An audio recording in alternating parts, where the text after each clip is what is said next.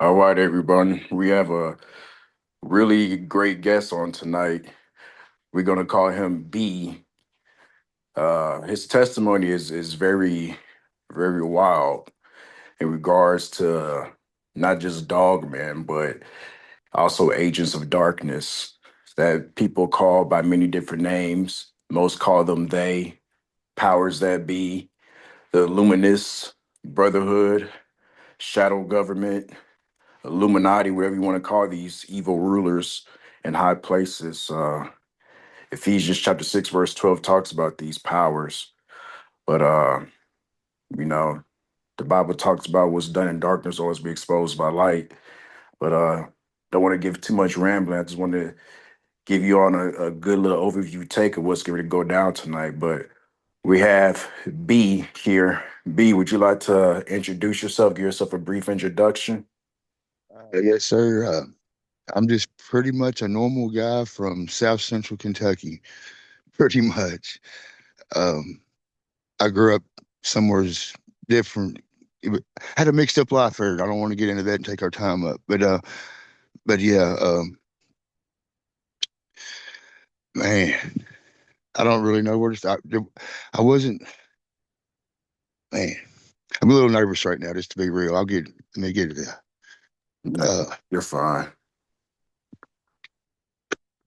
but yeah, I had a bad life. Met the Lord in about, I'm gonna say it was around 2005. It was not had it didn't have anything to do with the church at all. Um, I'd heard like I grew up from my great granny. She tried real hard, and like something happened to me when I was young. I can go over to it in a future episode maybe, but it involved a gate program and stuff. But she taught me the Bible at her kitchen table. Like I wouldn't go to church with her after some stuff happened, and um, so everything that happened in that time period led me to see kind of like Jesus was just an idol, and like God, the God of the Bible, is just like a God of war. And then I kind of went to like a pagan thinking pattern, but I never worshiped the devil or anything like that. I didn't have that inclination to me. So went on through life like that, like really hard and dark places. Um, um, and I met the Lord, and it happened when I heard some missionaries for another religion. I won't get into them now. Most Christians won't call them Christians, but they claim to be Christians themselves. But I got introduced as Catholic from my in-laws, and I've never been Catholic in my life, but my in-laws are. So I kept my mouth shut, and these missionaries just kept talking, and it was just bullying me. It was like they was talking against the God of my granny, and like I'd seen God work with her over the years, and could just fire come up in me, and I said, "There ain't been no prophet like that since the Lord Jesus the Christ." And I meant it. It was coming from my soul and everything, and my whole being.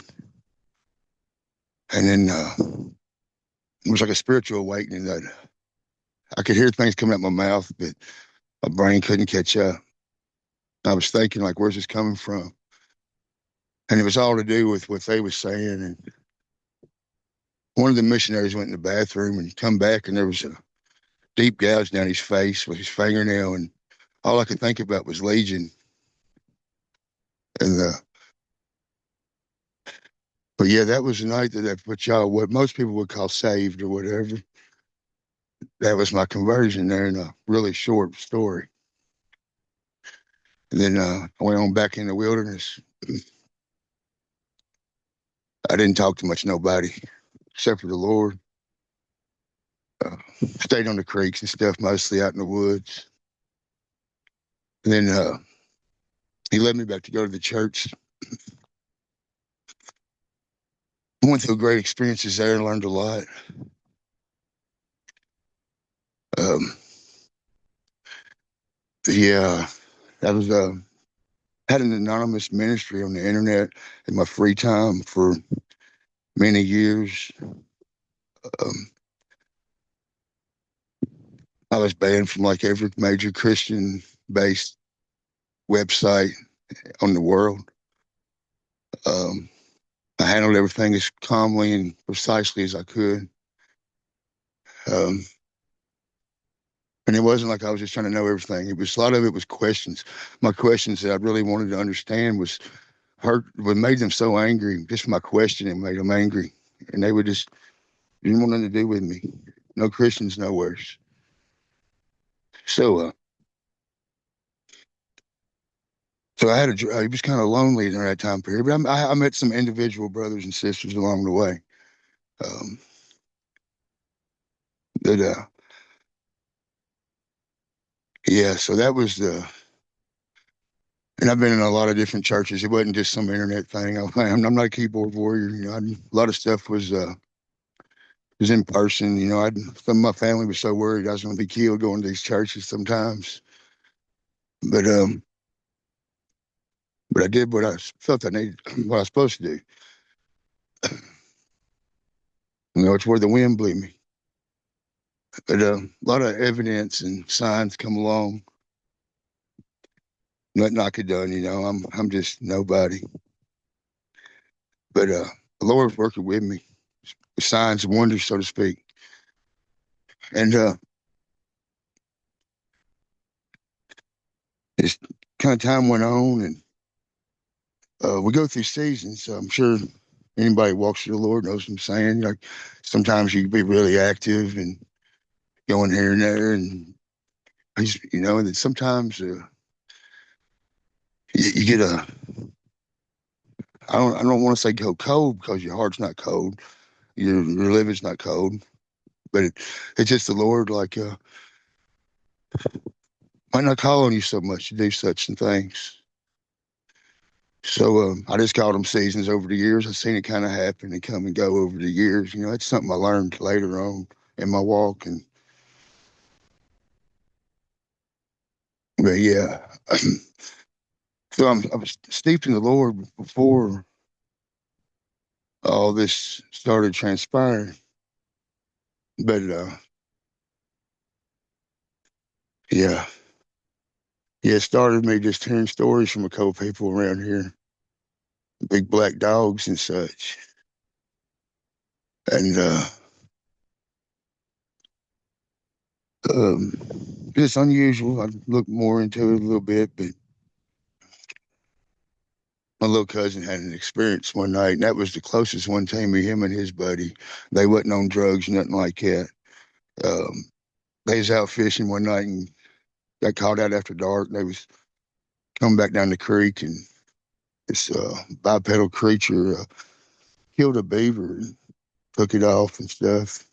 But scared him pretty good.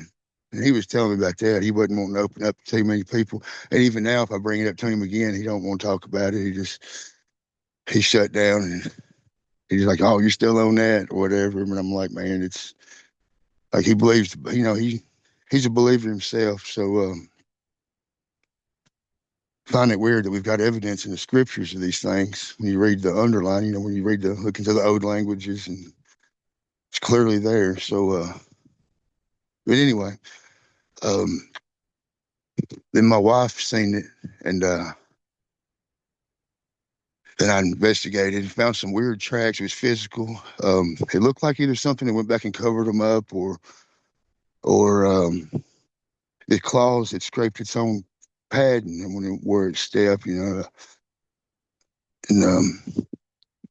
I've hunted a lot in my past. I've kind of took a hiatus, but I still go out in the woods a lot. I've got some deals with to get onto some private property where I hunt coyotes and stuff because where they're an issue at. But aside from that, I don't not much sport hunting or anything. But um,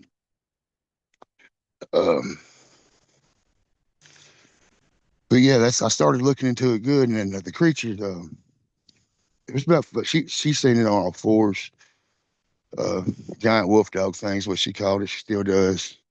But the underbrush area where the back was sticking out, it was over 4 foot. So it's creature much worse. I mean, it was like 5 foot on its four legs, and just right where she said it was, where I picked up the tracks, and it went off in an angle through the cornfield. And where we was leaving, we was on a motorcycle, but where we was leaving, it was on an old what like an old off road or whatever. But uh, went in a straight line to like cut off perfectly where to get a vantage point where we went through. So my mind picked up on that day. But that's when I actually started kind of asking a lot more questions and being like at the time I was expedite driver, so I was going to a lot of truck stops and mechanic shops, and we was delivering out a lot of rural shops and stuff, a lot of truck shops and farms and stuff. So yeah, I was asking everybody everywhere I went, and I started hearing more stories, and of course a lot of mockery and stuff. A lot of people just, I didn't care, but yeah, researched as best I could. I started studying it. Um, I went way too deep down that rabbit hole. I ended up places I studied pretty much every culture, language in the world that had anything to do with a werewolf. Mhm. So then yeah, then I happened to see one myself one day when I wasn't looking, and yeah, he ended up coming to my house. He actually come like I'm outside right now, out here in the edge of the woods. I feel better outside, but um, come right through here where I'm standing at right now, and come with the fog when he come to my house. But yeah. So yeah, and then I went through a whole lot more stuff with it. I could talk for I could go through a lot of stuff, but that's pretty much where it all started at, and that's about the time uh, I met Reels Adventures, Dogman Encounters. Um, I contacted everybody at this point, roughly. I need to go back a little bit during this process. I contacted pretty much every famous person, people ever on the internet. Not everywhere, of course, like not like people like you I should have had, but I didn't. But not because I didn't want to. Nothing like it was just usually if you think you go to the professionals, like what I'm not saying you're not professional, but you know what I'm talking. You know what I'm where my mind was at. That's what I'm trying to explain. Right, right, I right. don't. So I was like, these people specialize in dogman. That's where they're not. Well, they was either the bigger ones either want me on their show or buy my book, buy my video, watch my buddy's video. All my buddies got videos. And I'm like, loving none of this. So, I found Reels, and I dealt with Reels for a while. Um, we're both from the same state, and such. We got a lot of same interests. We're from similar backgrounds as far as knowing what it's like to be from the very bottom of Kentucky, But uh, he never asked me for nothing. He never asked me to write him that letter I sent him or nothing. He eventually did, but it was in conversation. It wasn't like, hey man, write me a letter so I can get some views or something. It was just casual conversation, like, man, people would love to hear this. So, he means a lot to me for real. So, uh, and Martin Groves, uh, he couldn't help me a lot at the time, and he didn't say nothing, but he tried though. He's one of the only ones, them two, as far as the more well-known people in the dogman field. Um, everybody else just didn't care at all. Right. But not that it bothered me, it was just it baffled my mind. Like they just want you. I don't know, man. But yeah, that's where it all really started, and that's when whatever you want to call them first started picking up on my tails after I sent that letter to Reels, and I wrote in my second letter that a little bit about that situation. I got really angry with him, and I thought he was part of it all, and I shouldn't have done that. Especially with my maturity level in the Lord at the time. I ain't perfect. Nobody's perfect. You know what I'm saying? I'm a long way from that. I can mature a lot more, but walking with the Lord as long as I had, I should have had more patience with that. But it just made me angry. I felt every. I Right. So, mean, so when because after you sent that second letter to him is when these black SUVs started bothering you. oh no, sir. It was right after, like within a week of the first one. The second one, when I actually wrote about some of that, I think in the letter, the reels, I only wrote about the white ones that followed me, Right. pairs of Escapes and F-150s, but the black ones, they come in after that, and they was pretty consistent.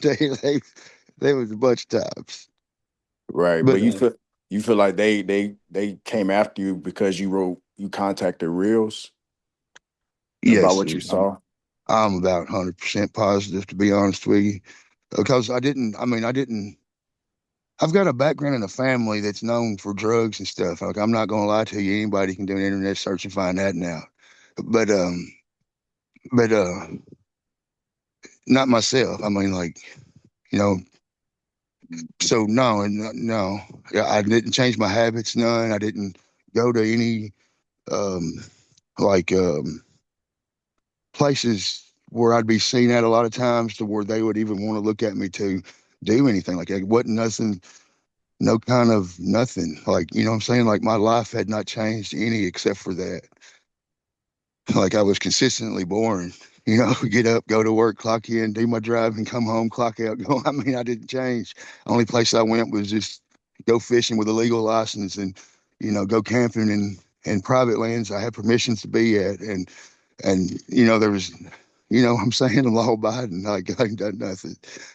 So uh but yeah, that's when it started, and it was fast, and yeah,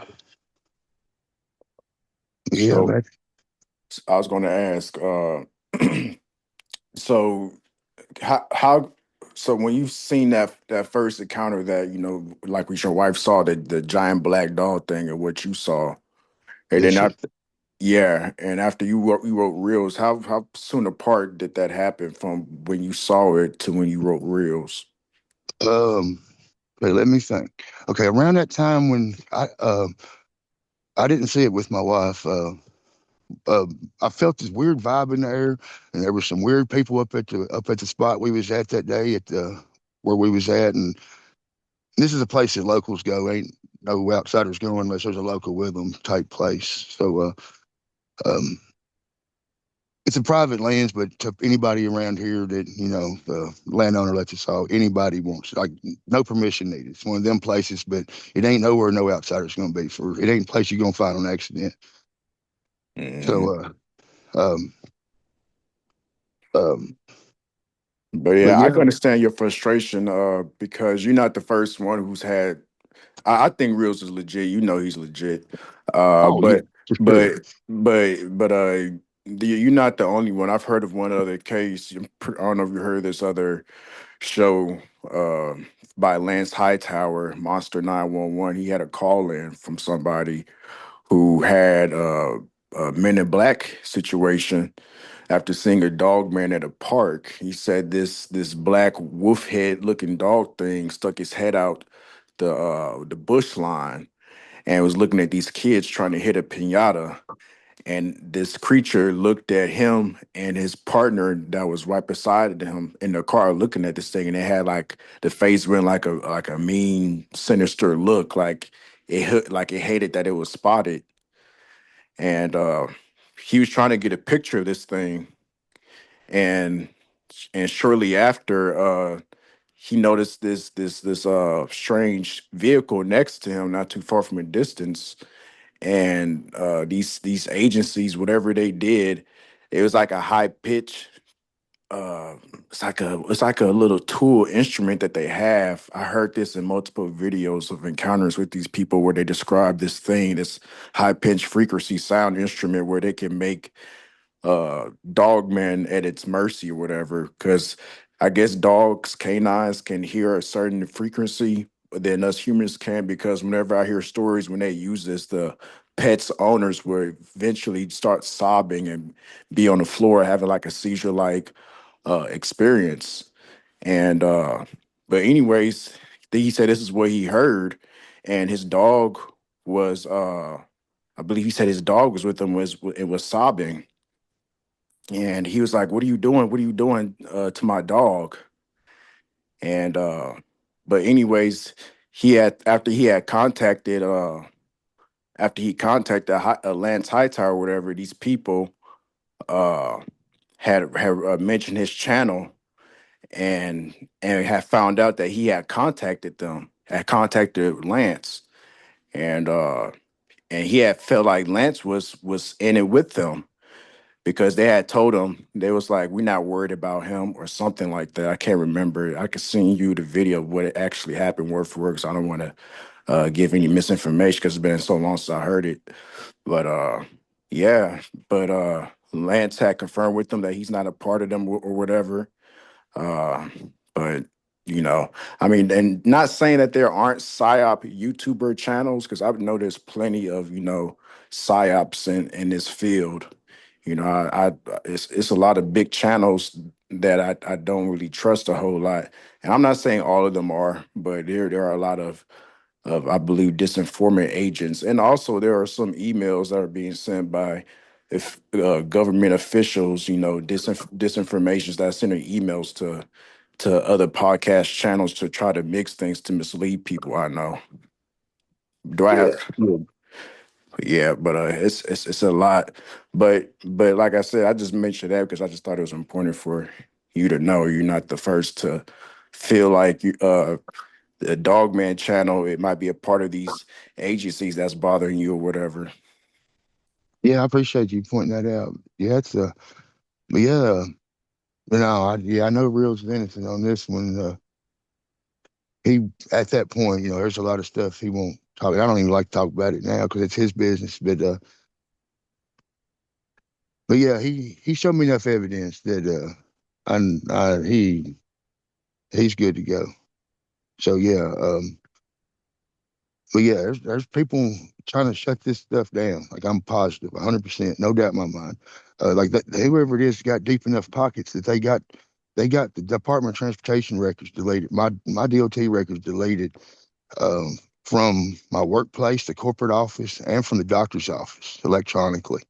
Um, I I thought it was just a fluke at first. I thought and then I went through the process, and luckily I worked for people, and then the people whoever done it had caught in through corporate and had me carded. So no problems. I mean, no at that time period, no speeding issues, nothing like that, like no reason. So then that's how they found out that I didn't have any records. So here I go through the whole process of physical and all that stuff, right on a whim too, So I always joke with everybody around here that at least they know my blood pressure's good and I can see right. If my range of motion is 100%. But but yeah. So then wasn't no time after that. I got called in again. I guess I don't know if they tried to get me fired or if they wanted to get me to do a physical. I don't know. I can't figure out which of them two things it is yet. But or both. I don't know. But anyhow, they called me in for. I got called. I ain't gonna say it had to be them. Uh, because my manager, he didn't know the full story, and I couldn't just. I handed around. I told him just enough to where I just didn't sound like a blooming idiot to my boss. You know what I'm saying? But he grew up with his dad and my dad grew up together, so we kind of had a connection enough to know we're at least from the same place. So um, I didn't know him personally growing up, nothing like that. But still, yeah, being from the same place means a lot sometimes, especially at a workplace. So I told him enough, more or less like the questioning, but and I still think he kind of thought I done got into something I shouldn't have, like trying to make some extra money on the side or something. But he still believed me enough where he helped me out and he gave me a little better. He reissued me a vehicle that was a little better, for the situation I was found myself in.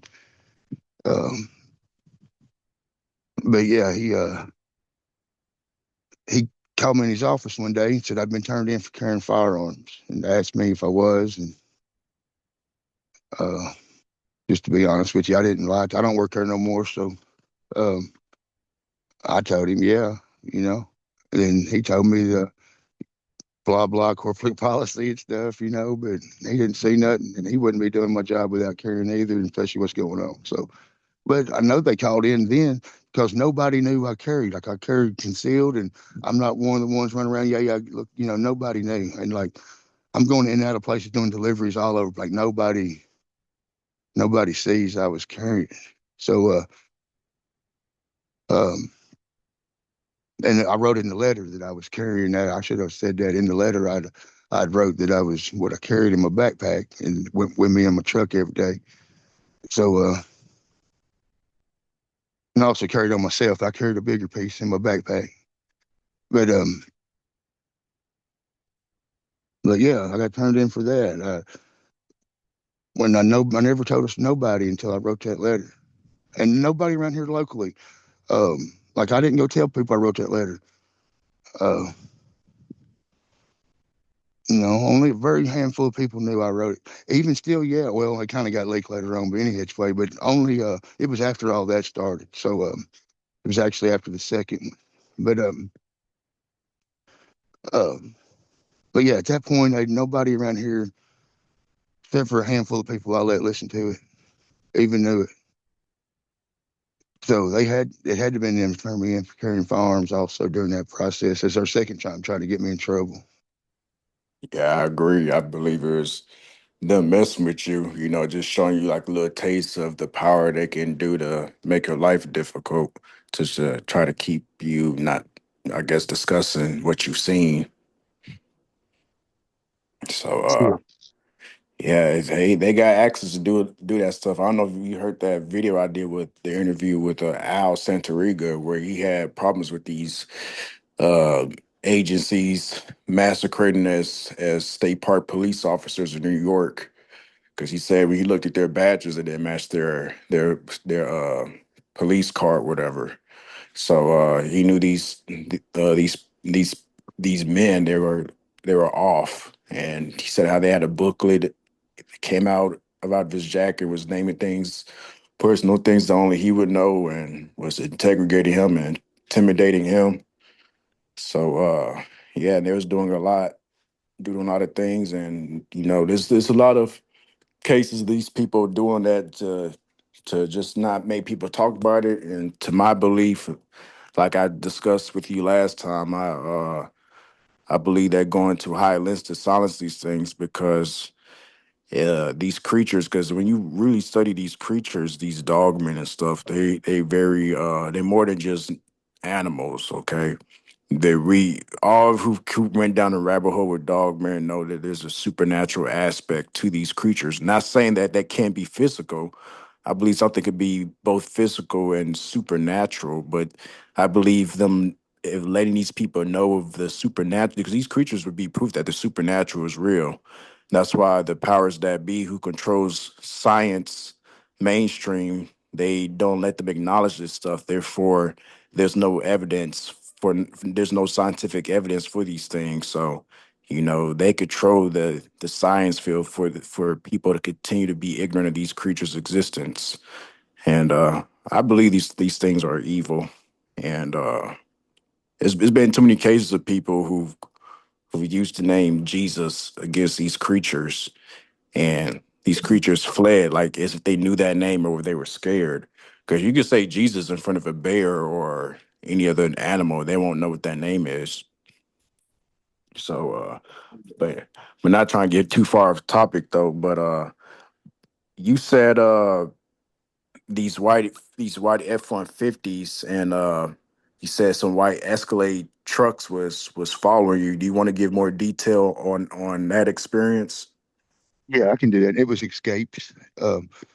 Yeah, It was Ford escapes. escapes. Yeah, the first time. That was the very first time, and that time, I wrote about it in my letter because it stuck out. Even now, thinking back on it, like you know how you're in like a restaurant or something, and you're sitting there, and you feel somebody looking at you, turn and look at them, or looking at you. Well, that's what I felt like. I was riding in the road feeling like somebody's looking at me. And that's when I looked in my mirror and I seen the two escapes. And I was like, that's weird. I don't normally, because, that's not a normal feeling that we generally get riding in the road, you know? So, but anyhow, that's how I first noticed them. I still didn't pay much attention for a second. But yeah, I, no matter what I did, if I sped up, okay, they never would get close to me until I broke a spurt in the limit of speed. So when I started getting up enough where I guess I could have, in my thinking, looking back, if I was at the speed that I could maneuver really fast and swap lanes, and like do some, leapfrog stuff going up the interstate or highway or whatever, and get away from them, then they wanted to close the gap. That's all I can think. So like the faster I got, the closer they run with me. But the more I slowed down to see if they was following me, that's one of the first thing I did. I said, I'm gonna speed up, swap some lanes. I'm gonna slow down, swap some lanes, see what's going on. And sure enough, the faster I got to rolling, the closer they would get to me. The slower I slowed down, the more they would drop off. So I got off the interstate, and this particular place, it's this particular place I got off the interstate. It's known for being a pretty bad place, Middle Tennessee. Um, of if there is a bad place in Middle Tennessee compared to other places, but you know what I mean. There's ganglands. So I cut off in there, and I'm making a big old, I'm busting the block, so to speak, a big, it's how to, make a circle and somebody's still behind you, then they sure enough following you type thing. So in this process, I called my same little cousin that had seen that creature that one night with the beaver situation, and he's telling me I'm crazy on the phone. He's like, "Man, you're tripping, dude. You done got too far lost on me and stuff like that." And I'm like, "No, I'm for real." When my phone starts popping and stuff, and he was like, "What was that?"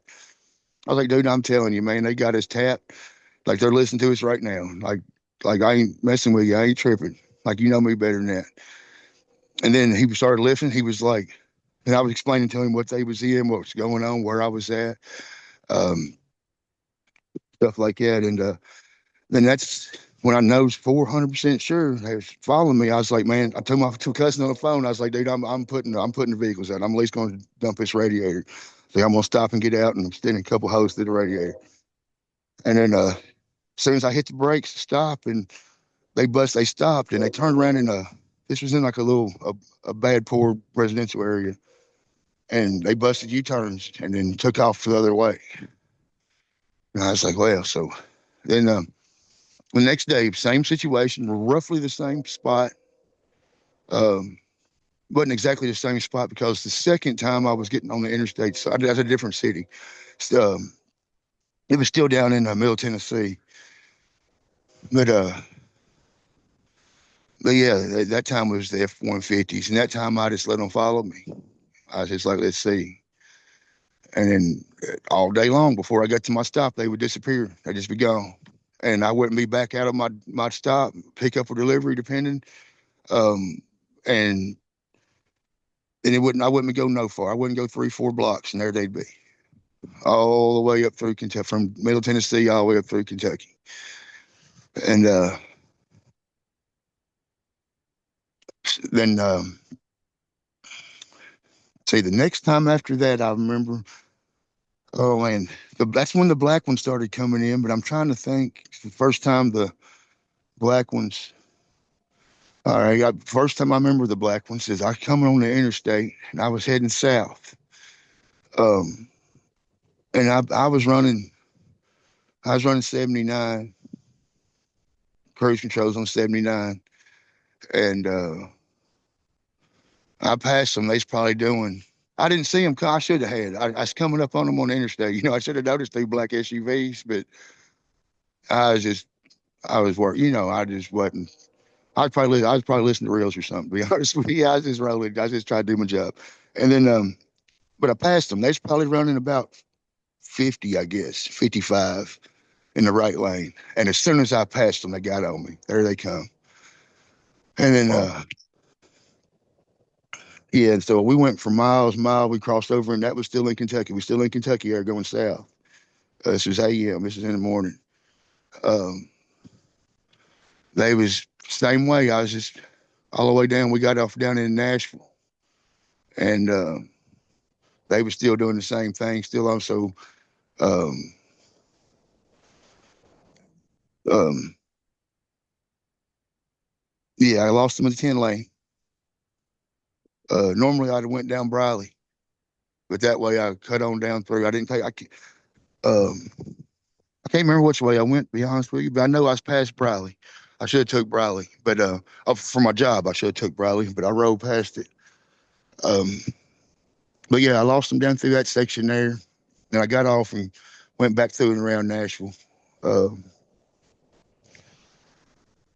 but yeah, then it was just like all time. And then like one time I got evade them. They was on me the same way, and this time they was being a little more aggressive. And I was in the far left lane, and I seen an exit coming up, and I ripped across all 3 lanes and just barely.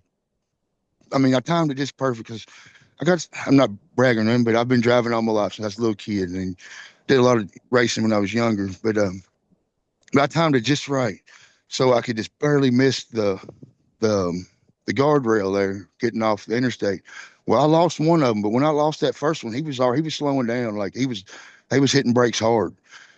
You know, nose into the front of the SUV was dipping down, where the second black SUV stayed behind me. They had time to maneuver over and stay behind me on the transition.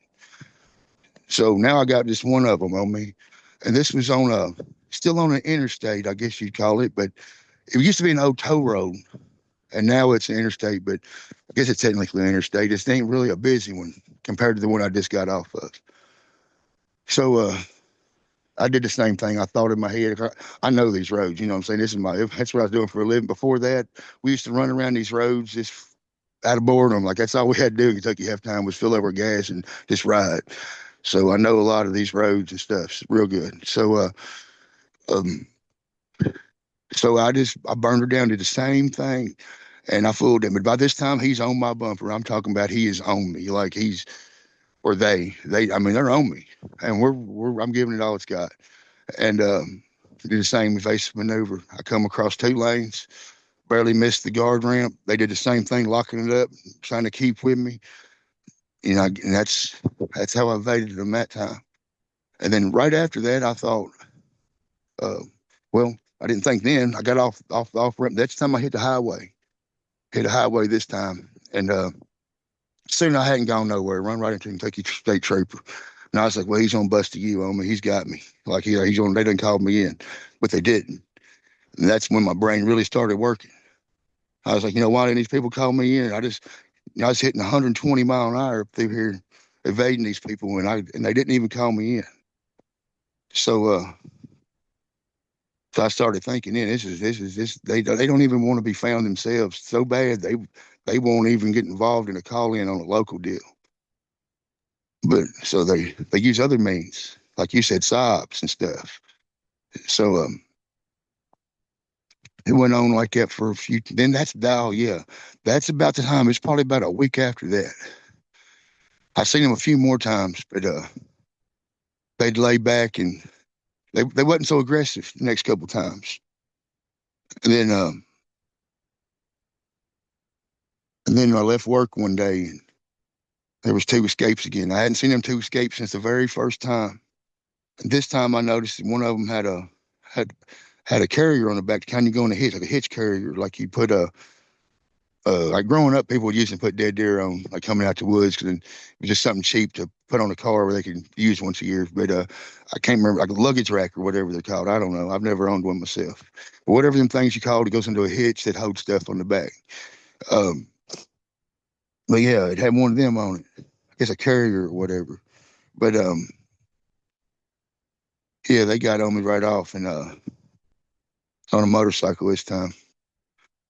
It was cold, and I was bundled up, and had all my guns like strapped to my back and in myself, and uh, but yeah, I led him to a graveyard where my great granny was buried at, or is buried at. Uh, I knew some of my best and worst memories of my life is around that spot right there. So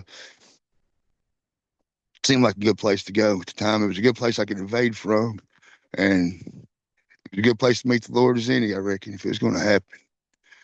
So I led them to the graveyard. Um, they split off on me. That I remember thinking like maybe it's all in my head. I'm just tripping out. Like I'm getting the best of me. Uh, but then by the time I thought, second guessing myself, I thought about it. I was like, get your head together. Like don't second guess yourself. You know what's going on. Um, then I thought about all the road layouts, and I was like, they can cut me off. So whenever I seen they could cut me off, I zipped a little faster, but I made sure they would see where I was going, so I could get up in there. So I was really wanting to. At this point, I was really just wanting to talk to these people or take care of the problem. Just to be honest with you.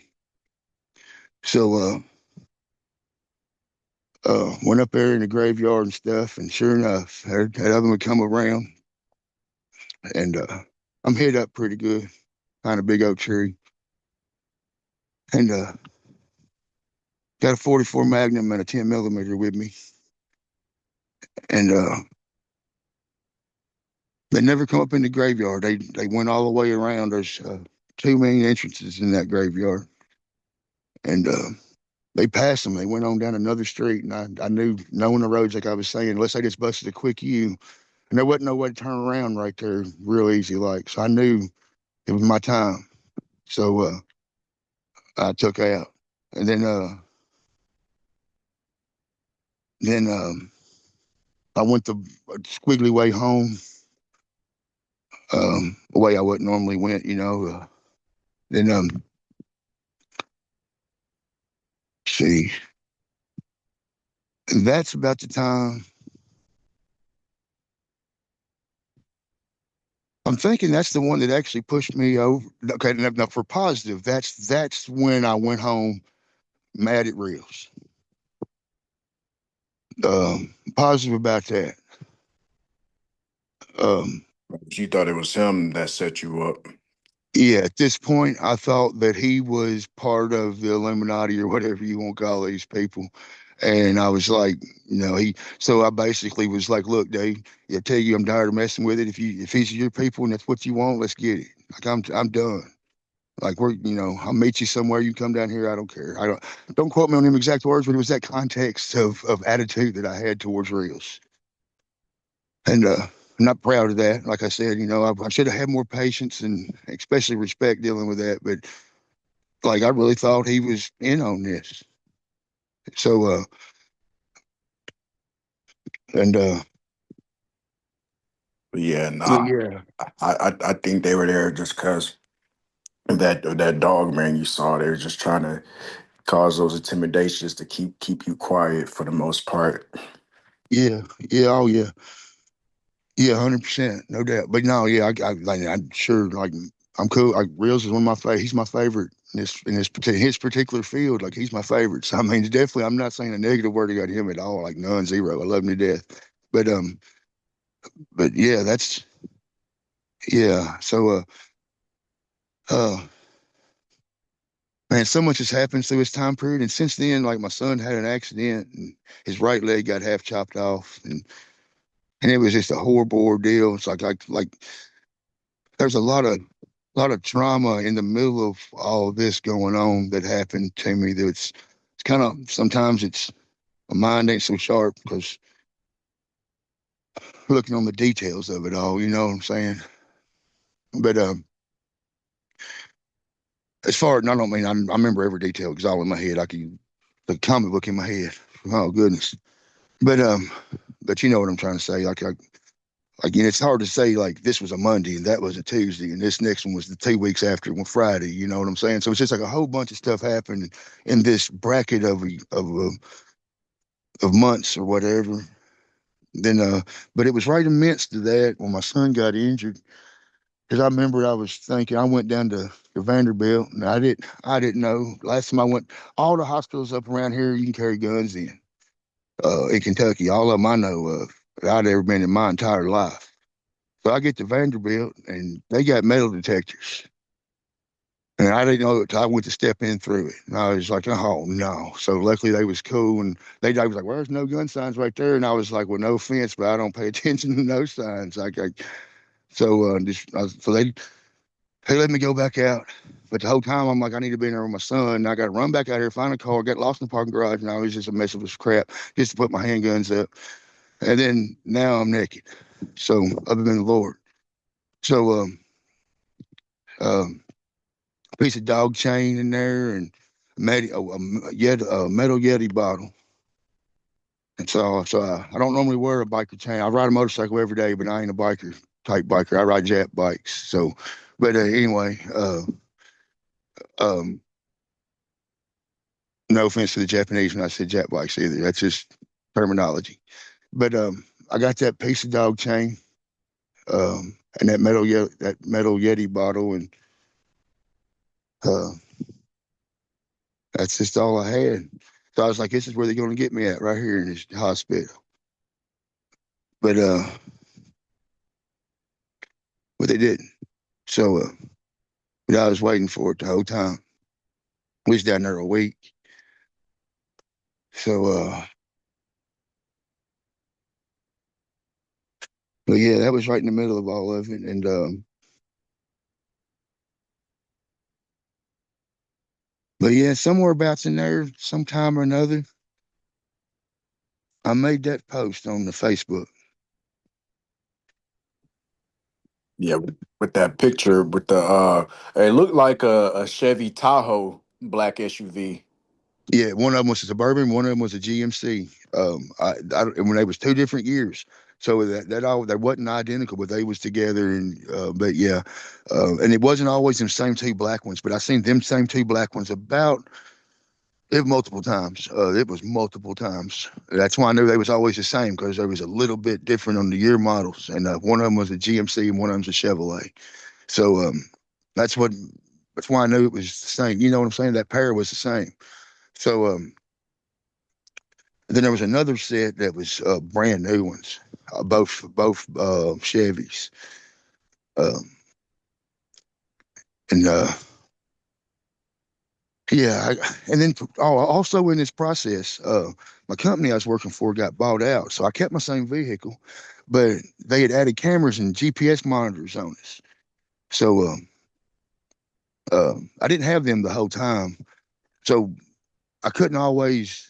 Some of the stuff that happened after that camera, I had to be careful about taking pictures. That camera had sensors in it, and if I moved a certain way, it would detect the phone and movements and crap. And I personally think that monitoring was unconstitutional. I tried to tell them that, but that was a job I had to have it. But anyhow, I had to deal with that crap after a while. So I could have got more pictures and stuff, but and we got hung up in a roadblock, right? Not a roadblock, traffic jam. We got hung up in a traffic jam right in that picture. That's the only reason I could snuck it off. Right. But I was trying not to lose my job at the time. I did anyway, so it wouldn't have mattered. But for real, but at the time, I was like, I needed my job. Like so, I was still having to try to abide by my rules best I could, or I would have a little more evidence for everybody. And I've got more than just that picture you seen on there. Um, but Yeah, yeah, yeah, I'm gonna display it on here for everybody to see where you yeah, where you took it. yeah. And then when I made that post with that picture you're talking about, um, it wasn't the same day, I don't think. I can go back and look on my picture journal or whatever, when you click on and get the info and see the date or whatever. But I don't think I posted it the same day. I stewed on it just a minute, and I think they messed with me another time or two, and then I've made that post, and they to this day since then I haven't seen them none that I know of. So they either got real sneaky, they're doing it different. And I've even considered if maybe they moved in close to me and now they monitor me a different way or something. Um, I'm not that paranoid. I don't want nobody to be worried about me that bad. I'm not. But but for real though, I've wondered if I don't know if they've changed their methods. If they was just like, he ain't worth bothering. Just leave him alone. He's going to cause an issue that nobody wants. Like, I mean, if they just snatch me, make me disappear, it's one thing. But if I go down in the pile of brass, it's going to be harder to cover it up. So Right. I think they might have got to that point where like At the moment, I mean, I'm sure they'll be listening to this too, Oh, you but best believe it. yeah. So I don't, I never wanted to hurt these people, but I sure ain't gonna let them hurt me. Not with it, I can stop it. Right. So, but yeah, it was all. But yeah, it was messy. A normal person would have just. I might have a hard background, like for real, like sometime in the future, maybe if anybody ever wants to know, I mean, I could tell people about it. Like I'm not ashamed of that one. But I mean, I had it hard, like growing up. Like I'd seen things. I went through things that people would say, "Well, I'm scared of such and such to happen." I'm like, I had to live like that for like years. Like, like I'm glad it happened. I'm thank God I can relate to so many people. Like, but but but for real. So I wasn't no stranger to darkness. So when these dark people come, it finally pushed me over to the edge where I was just like, all right, you met somebody else is darker than you are. Right. But I'm a new person now. I live for the Lord, but the Lord made us to be brave and courageous, not to cower in fear. Absolutely. Even the scripture talks about this. There's a time to kill if it comes down to it. So, like you said, you had your revolver and you felt led to, if you needed to, you use it. These people would have put you at a dead end zone to where they ambush you or whatever. So, I mean, you know, just like David, he had God on his side in the Bible, and God helped him win all of his battles. He had to fight. So, you know, he took down, he was just, when he first started, he was just a kid. None of the men was able to take down or is too scared to take on Goliath. You know, him laughing Yeah. like who is this Philistine, So, but, so, yeah, you just gotta, it's just all part of the spiritual battle. I like to call these shadowy agencies or, these high powers. I like to label them as agents of darkness because that's exactly what they are. Um, they're doing things to a high level to where we can even fathom what they're doing behind closed doors and darkness. But they've been around for a while. I believe that the 13 bloodlines of the Illuminati, I believe that they created a shadow government to do their dirty work to cover up these creatures. Uh, like I said, I believe some of these variant of dogmen, I believe some of them are just my belief. I believe some of these are full of fallen angels and demons. I believe some of them are shape-shifting sorcerers or wizards that can, physically shapeshift into these creatures through the use of dark arts, black magic, making deals with demons or Satan himself to be able to transform into these things. I mean, it's many historical facts that can be led to that. I mean, look at the late 1500 case of Peter Stump, where he had to make a he said he was, legend says he was stoned to death after being accused of witchery. He said he had satanic powers given to him by a belt of Satan to shapeshift into this werewolf beast. So, I mean, you got the Louisiana Rougarou where they believe witches can shapeshift into these canine beasts. So, I mean, I can go on. Skinwalkers, they all talk about doing dark arts and dark rituals to shapeshift into these creatures. Then I believe, just me, I know it's a big debate in the Christian churches. I believe that the Nephilim, there are some variants of the Nephilim that are here that are tampering with flesh that can mix things from canine to half fallen angel or whatever, use that DNA to be able to manifest into these creatures. Because some of these descriptions of these dogmen, some people would describe these things. Typical sightings usually describe these creatures to be from 7 feet tall to 9 feet tall. But then you got those certain encounters where people said they seen one that was like from 12 feet to 14 feet tall. That's definitely a giant, and but so you got those kind, and I believe our government, they're using some of that Nephilim DNA to make super soldiers and using other ways to make these creatures genetically experiment on creatures to make these super soldiers. Because I do believe there's a super soldier breeding program that they're doing, and they're doing it in these secluded underground facilities all a part of the all over the world. Even might be one under our feet, and we might not even know it. And it makes sense why there's a lot of riches and rulers right now that are making these doomsday underground bunkers and facilities, because I believe there's an agenda that they know one day they're going to let loose on these creatures and other catastrophes that's going to happen on the surface of the planet, and they're trying to prepare escape from when that time happens. But I believe that takes place during the later days where it talks about in the Bible, where in the last days demonic manifestations is going to appear more. So it's a lot to these creatures that many people aren't ready to face. It's like what the book of Luke says, man's hearts will fail them for fear for what's going to come upon the earth. Because I couldn't imagine, because you hear people like you yourself say you've seen Bigfoot and stuff, but I mean I can't imagine, just seeing something like a dog man, because that's like a predator one. Because you talked about you saw one that, because people, different eyewitnesses talk about how the eyes look. They all usually are different, but most commonly they talk about the intelligence in these creatures' eyes. I mean, some might say they might have saw an eye shine or the actual glow, like illuminating from these eyes that they're looking at. Some people describe how we're looking at these creatures, the eyes, like they talk about like the amber color eyes, like if you take a beer bottle or a Corona bottle and raise up to the sun, that's how what these eyes of these creatures look like.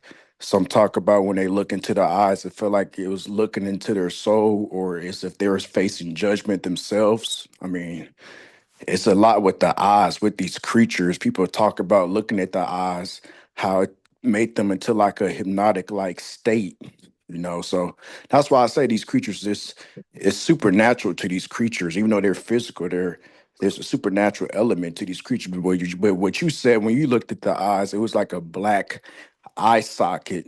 It was just darkness. You want to elaborate on that? Yeah, I can do that. Yeah, that's I. If it wasn't an eye socket, see, at first I was farther away. Well, not real far. I was far close enough to make a shot if I could, if it hadn't been so fast. But they was black, and then I was looking at them, and then later on I'd heard descriptions, and it made, looking back in my mind, I was like, it could have been sockets. But when it first looked like to me that day, and I don't know, I can't remember if I put this in the writing or not. I don't know if I did or not, but it reminded me like a squirrel's eyes or um, a rat's eyes or a shark's eyes or something. Like, it's all black. You know what I'm saying? Like it could have been sockets. So, and I've heard that from people that had seen them closer that I trust. I hear a lot of stories, and I'm like, no, they're just fibbing about the whole thing. Like it just don't nothing fit. And I'm not calling nobody a liar. I don't mean that no, but I don't mean that bad. But this clearly sometimes I just be like, no. But but yeah, they was black. Um, if it wasn't sockets, it was just like a squirrel's eye, like all black. Like there wasn't no white in it or nothing. Like it was black. But All yeah, it was black. black and deep and thick and knowing. And deep black. But You know, you know what's so funny? I've heard someone say they seen a white, or not white, but a dog man with all black eyes, and they said when they looked into the eyes, it looked like the bottomless pit itself. I just thought that was a bizarre term that they used. yeah, I can relate to that. Not with the dog man, but in another instance I had with a possession situation. I've seen that occur before, but not to get off track. With the eyes, the first time I'd seen anything other than that was when they come to my house, and at first I didn't. It was weird. I was coming through. I was getting glimpses of them, and then I saw one drop out of a tree.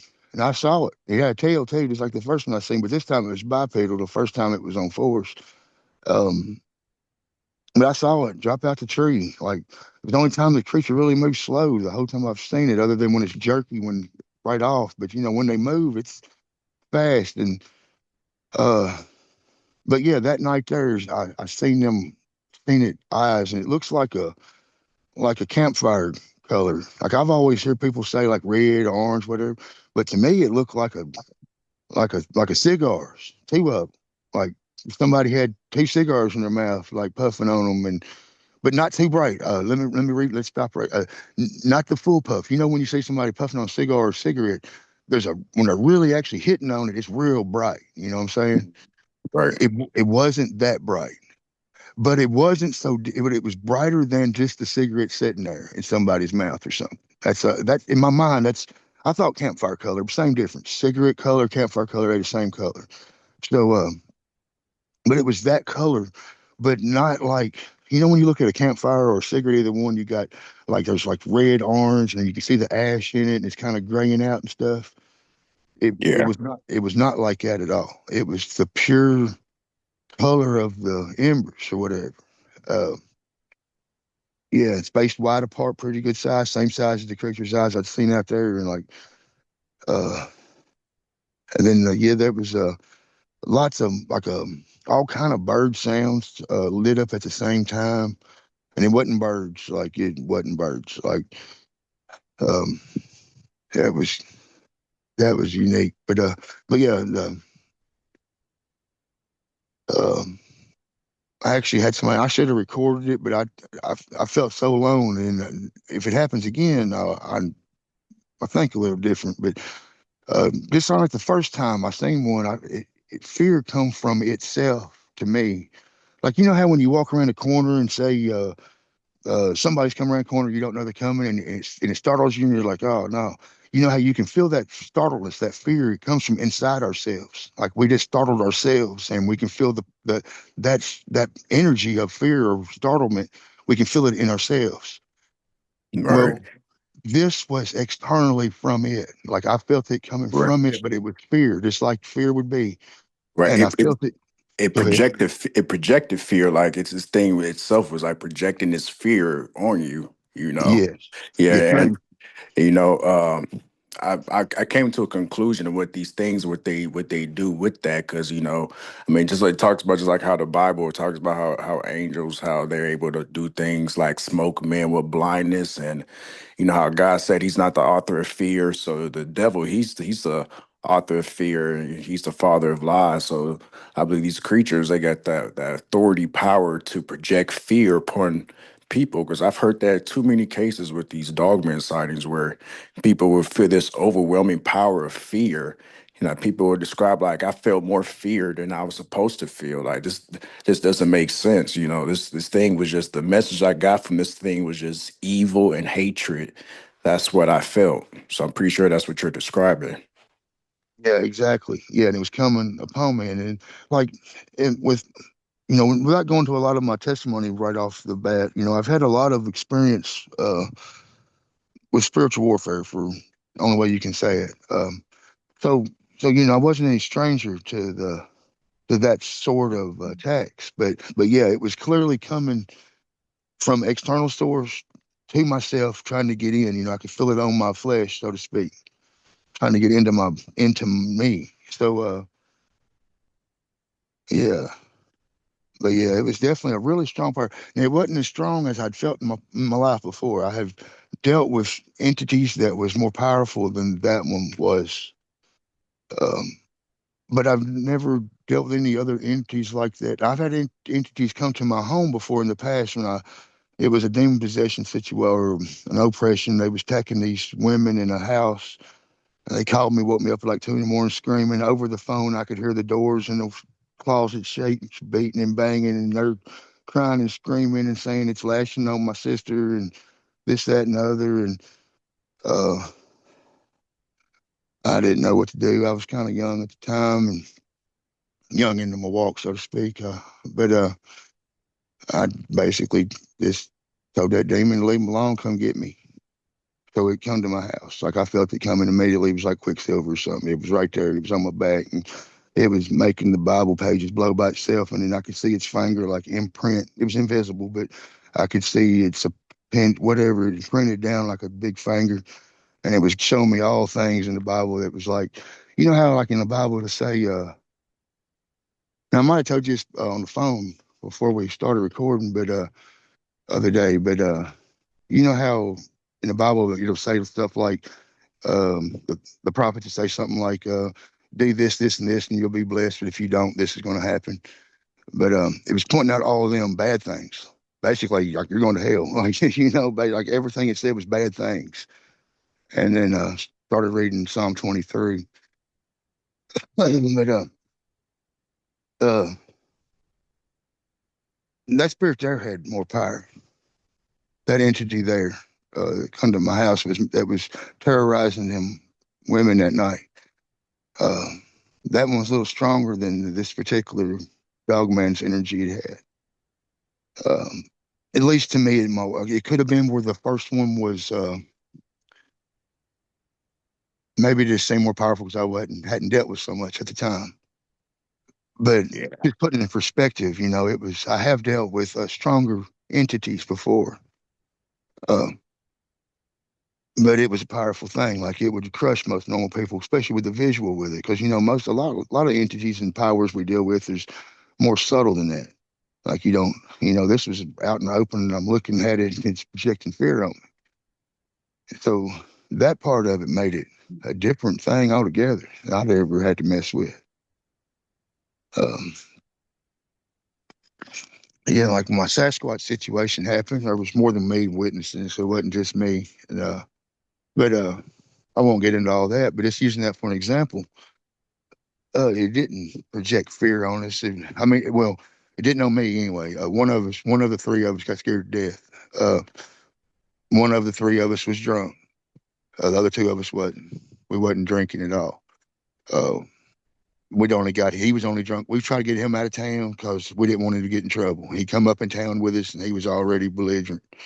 So he was our buddy, and we're like, let's get him out of town, go way out in the woods somewhere, whatever. It's just what we do around here, growing up stuff. But anyhow, uh, yeah, that's where we saw the Sasquatch. But one of us got fear, but it was from fear from himself, like I was saying, going around the corner and get shot because the other two of us wasn't afraid. So it didn't have a big case of fear with it. That's one thing I can notice dealing with them two creatures. And I'm not going to sit here and say Sasquatch is some guardian of the forest, and I'm not going to do that. I'm not going to say it's not just as it might be the same kind of being. I don't know, but I just know my experience with the two creatures. The werewolf creature is way more vile. Like it's way more. I'm going to get you type. The only way I can say it. Like it's Like a predator. oh yeah, for sure. It, Yeah, yeah, and I couldn't shake them how much it looked like a bat in its face too. I'm not sure if I wrote that. I know I talked to Reels about it. I probably told him 100 times. It kind of looked like a bat in the face, But I might have had a wrote that, and I just can't remember. Shoot, I really can't remember. But but yeah, I couldn't shake it, and the overall the way its overallness it reminds you of a baboon. Um, like this, it's over like nothing. It's kind of hard to explain. It's like oh man, I just can't explain it. It's just like it don't look like a baboon, but it kind of got that structure to it. Like it Uh, was like a mix or somewhat. yeah, something. It's like yeah, it's like its haunches in the rear is like a lion or something. Right. And it ain't like a lion like a. I just can't think of nothing else. The bone structure, the form of it. But yeah, had a mane like you'd see on a hyena. Um, big old ears, man. Like the ears. Like I only seen it only looked like it stuck out about 4 inches, but it was out top of a mane. Where the mane's big and the ears are at the mane, so the ears had to have been huge. If it hadn't had a mane, its ears would have been way up there. So I mean, it still was way up there, but you know what I'm trying to explain? Like it had a big mane and then ears stuck out top of the mane. It was big. Like the whole thing was big. Right. But And yeah. this particular one, was this the one where was this a different encounter where you saw the eyes was just dark and you Yeah. said Okay. And are you able to give a description of that particular one? Like, are you able Yeah, to no, that is estimate? that is the one. But yeah, I can re-describe more of it to you. The hair of it was like it was on static. You remember them balls you touch makes your hair stand up and stuff. I don't know what you call it, electric balls. Yeah. Okay, its hair was like that, and the tail, like when the tail come down and curve back up a little bit, it was static to both directions. So its bottom of its hair was sticking down like it was static or whatever, electrified or something, and the top hair, the hairs was coming up. Also, it's like it's static or something, and the hair on its body was shorter, and it wasn't static or nothing. It wasn't long enough to static up, you know. And then but yeah, it looked like a lion-like type or big cat honk. She come down. Yeah, it was all black. The hair was darker than anything I ever seen. It was darker than night. Like I'm out here in the pitch black right now. Well, there's a couple lights, but you know I'm in the dark right now, and it's darker. The hair of it was darker than anything I can see anywhere I'm looking in the shadows. Like it was darker than the shadow in a tree. It I was believe black, you. blackest thing I ever seen.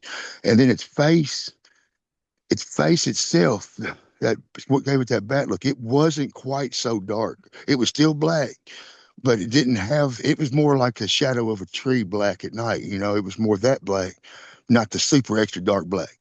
And then, and its eyes was this dark black as its hair and such.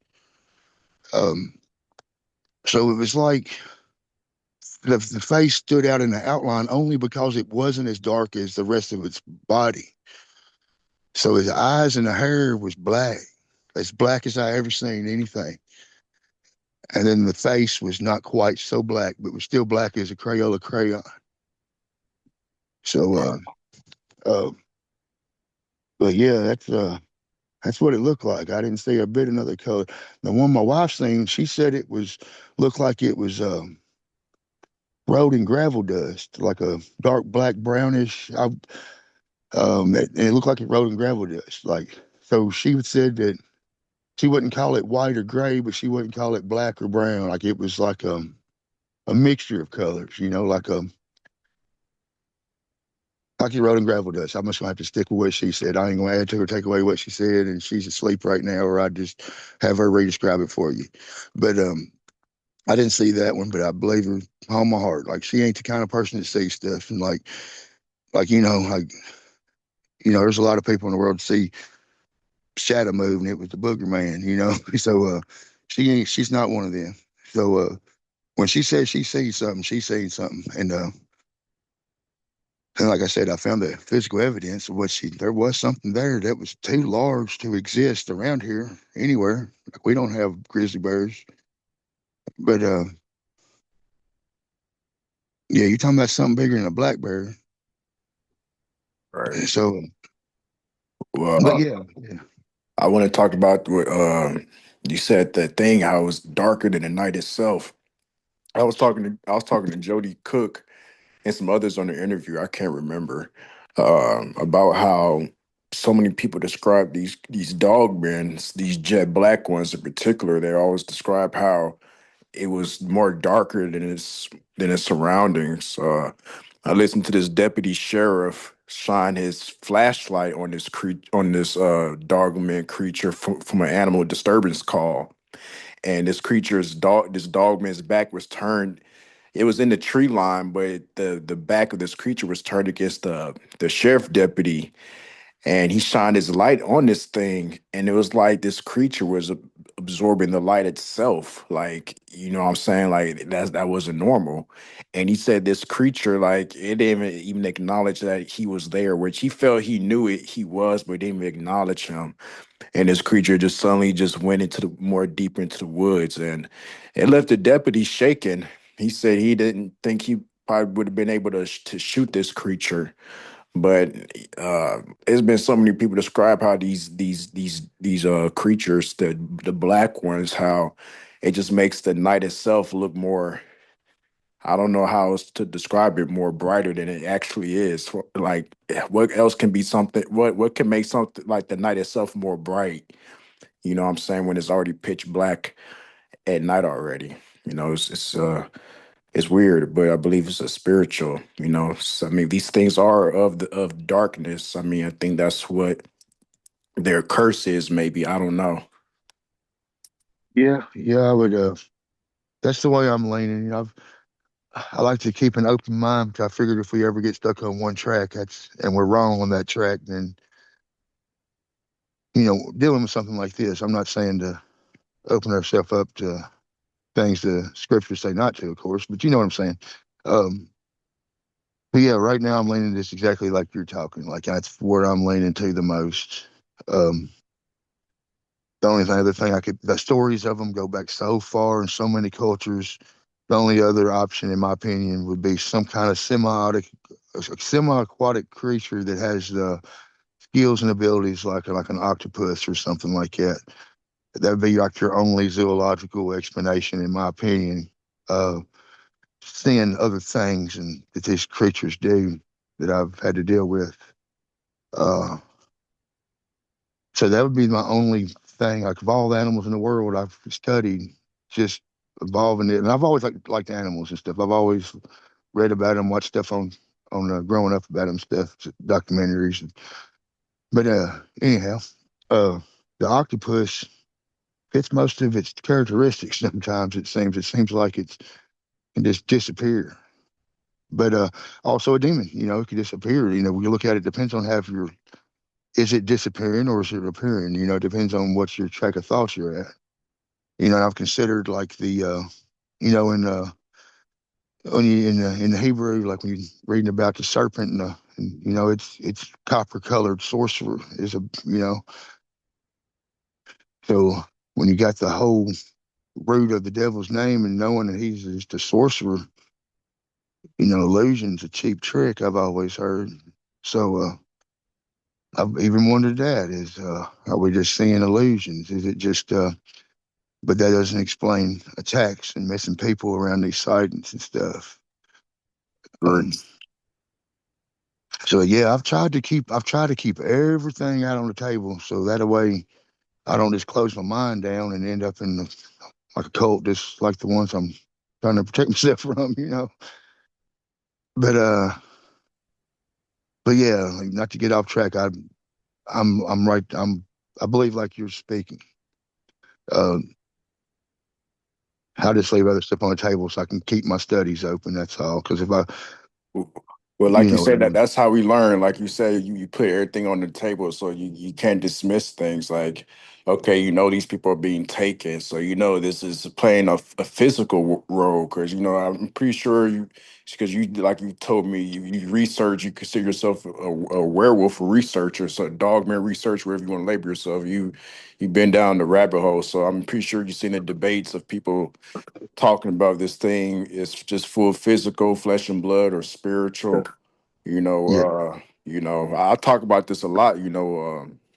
Apostle Paul, he talks about in the book of Corinthians, of different flesh, fleshes of fish and birds and other flesh, and this is terrestrial flesh, us and the land creatures. But he also talked about celestials having bodies, but the glory is just different. So these things, the Bible talks about how angels came down and even ate with man. uh it talks about Jacob, he had to physically wrestle with the angel. So it's different examples in the Bible how some of these entities, they can be both physical and spiritual at the same time.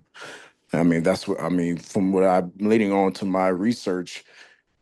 Because it's been so many believers. Because when you come down to it, it's been so many non-believers, agnostics came down, and when they first seen these creatures, one of the two things I've always heard that changed their lives. What they say is these things are number one, abomination, and two, they say that I was never a believer in the supernatural or anything, but I don't know what to believe now.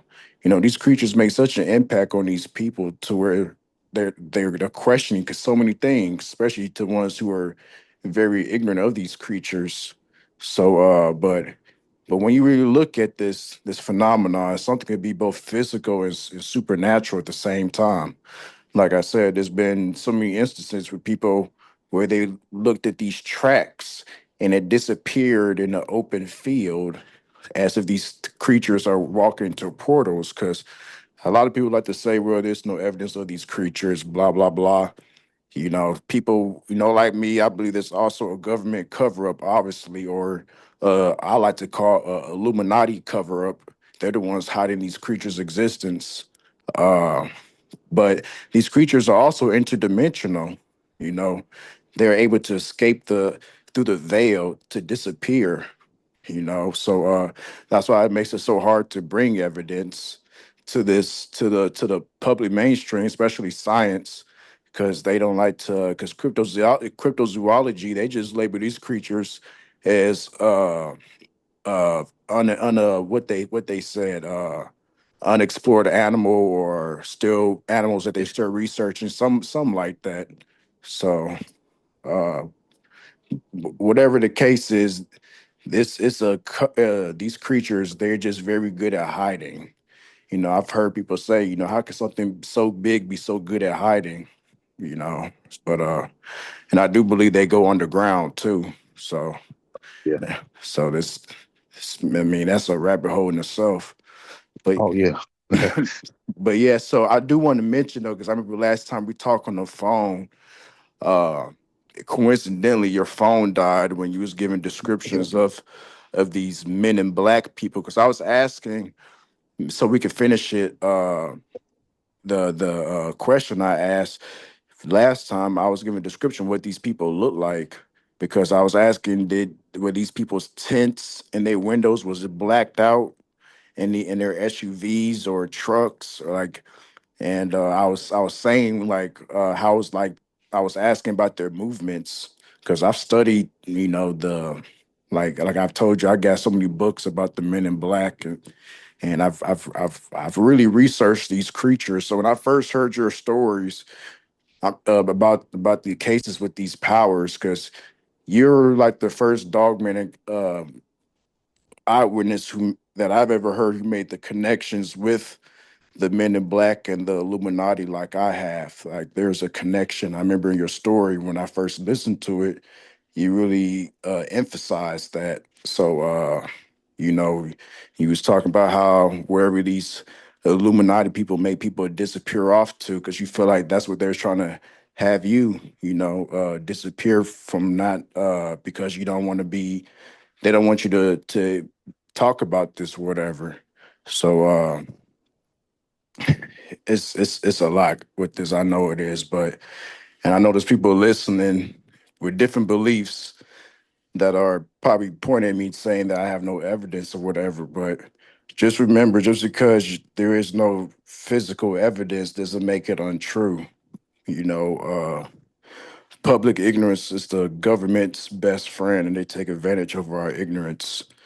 So, just like what the scripture says, don't be ignorant of the devil's devices, because unfortunately, that's what a lot of us are ignorant to. Because when you look at this, what it is, which I believe is considered spiritual warfare, just on a higher level than what many can understand, you'll know that there's a evil versus good in the world. And I believe that's why these powers who are being controlled by this 13 bloodline, they're going high lengths to cover this stuff up, because as I've talked about, if you could prove there's a devil, you could prove there's a God, So, and one of the devil's greatest tricks that he, or greatest lies that he ever told the world, is that he doesn't exist.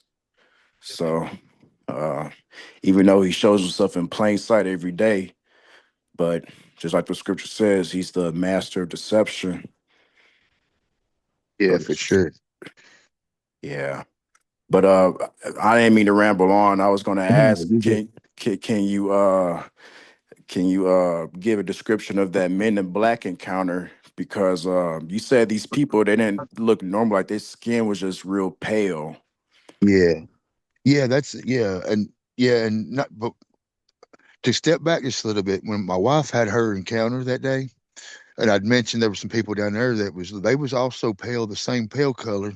Um, And not to get off track, I'll get right back to your description for you. But Good. what sticks out to me for some reason, we was talking about fishing. I was going fishing, and then he asked what is throw me off and throw my mind for a loop the whole time. Like even today, like he asked me if we're even fishing or even worth catching, and I thought it was just one of the best smallmouth and trout fishing holes within 50 miles, and everybody knows it. And it's not around here, with everybody within 50 miles, they've heard, they at least know this spot holds some monster trout for the area. So it just blew my mind. I'm like, this place is known like around here. But anyhow, they was real pale the same way, and they had an old like a lifeguard four wheeler, and I thought that was crazy. I was like, a lifeguard four wheeler, people I've never seen, really pale, and and then this is near an old dairy complex that's been known for rumored, of course, known for satanic, real theistic satanic rituals, not just some kids coming to meet or some atheist style red card holders from the Levian church. I'm talking about some real worship the devil, kill animals stuff. So, but yeah, man, but to get back to the MIB in that vehicle or them vehicles, um, the ones that started following me very last, I was telling you earlier, that was the same year make models, and they was brand new. They had ceramic tinted front glass. Their whole front glass was pitch. The last ones that was messing with me, I mean, it was just the whole SUV was black. Um, but the other ones, yeah, they was tinted. The backs was black. The sides was really dark, like 90% or more. But it was you could see through it. But the front was only like your traditional down. I could see it. But yeah, but they was unsunned, as I would say. It just seemed like they didn't have no sun. They was pale, pasty, no sun, and they was real, almost android like, if you could imagine in your head, like robotic almost. But not, and I'm not saying they was robots. I ain't saying that. I ain't getting off in that cyborg trip or nothing. But they was human beings, I think. But I think, but they was pasty pale color. It's weird. Not quite like a dead person, but just unsunned. Like somebody stayed indoors, or somebody stayed in a tented out vehicle their whole career or something, maybe. I don't know. But yeah, you're correct. They was very stiff. They was like desensitized is how I felt. That's the word. If I could pick one word, how they was, I would say desensitized, just by judging by my experiences. Right. Uh, like I've said, there's many variants of these so-called men in black people. I believe some of these variants, some of them are human. I believe some of these variants aren't all the way human. I believe that that some of these things are synthetic, artificial borrowed bodies for demons to inhabit, or they could be shape shifting celestial beings themselves. Because we know in Hebrews chapter 13, verse 2, it talks about be careful of entertaining strangers, for you may be entertaining angels unaware. And those could be the bad ones that it's talking about. So yeah, so I believe that's why I believe since these were the spiritual ones, in my opinion, the ones that was going after you and stuff, I believe that's why they couldn't corn. I believe that's why these ones in particular maybe couldn't kill you, maybe because this was more, like I said, a spiritual warfare battle going on. Because like I said, I've heard of like cases of some of these MIB agencies coming to people. Like we look up the case with Albert K. Bender. He was very involved with the UFO phenomenon, and he was bringing forth some compelling information. I mean, there's a guy that lived back in the day, and he was drawing depictions of these men in black shadowy government agencies, alleged agencies that was stalking and harassing him. Well, he said one day these beings came into his room, three of them, and they was basically intimidating him to stop going public about his research. And he said these entities disappeared, and it was like an orange, like smoky cloud was like in the air as they vanished. And he said the room had filled with sulfur. So that lets me know that these some of these men in black, some of these things, these entities not are all the way not always human. I've heard of people talk about these people, these men in black people, like sometimes like their clothes would just be too perfect, as if they just bought it out from the store. Not a dirt spot or anything on their shoes or anything. Or there's been times where people said as they looked away and looked back, they disappeared. Just like a demon. As quick as they appeared, they disappear. Uh I actually contacted a guy. I've heard him years ago about his abduction stories. Surprisingly, he's not really that well recognized. His name is Todd. He actually could look him up. His channel was called Taken by the Grays. Man, he was talking about it was a time where he was when he was a kid, a teenager, after having his alleged abduction cases that was happening to him.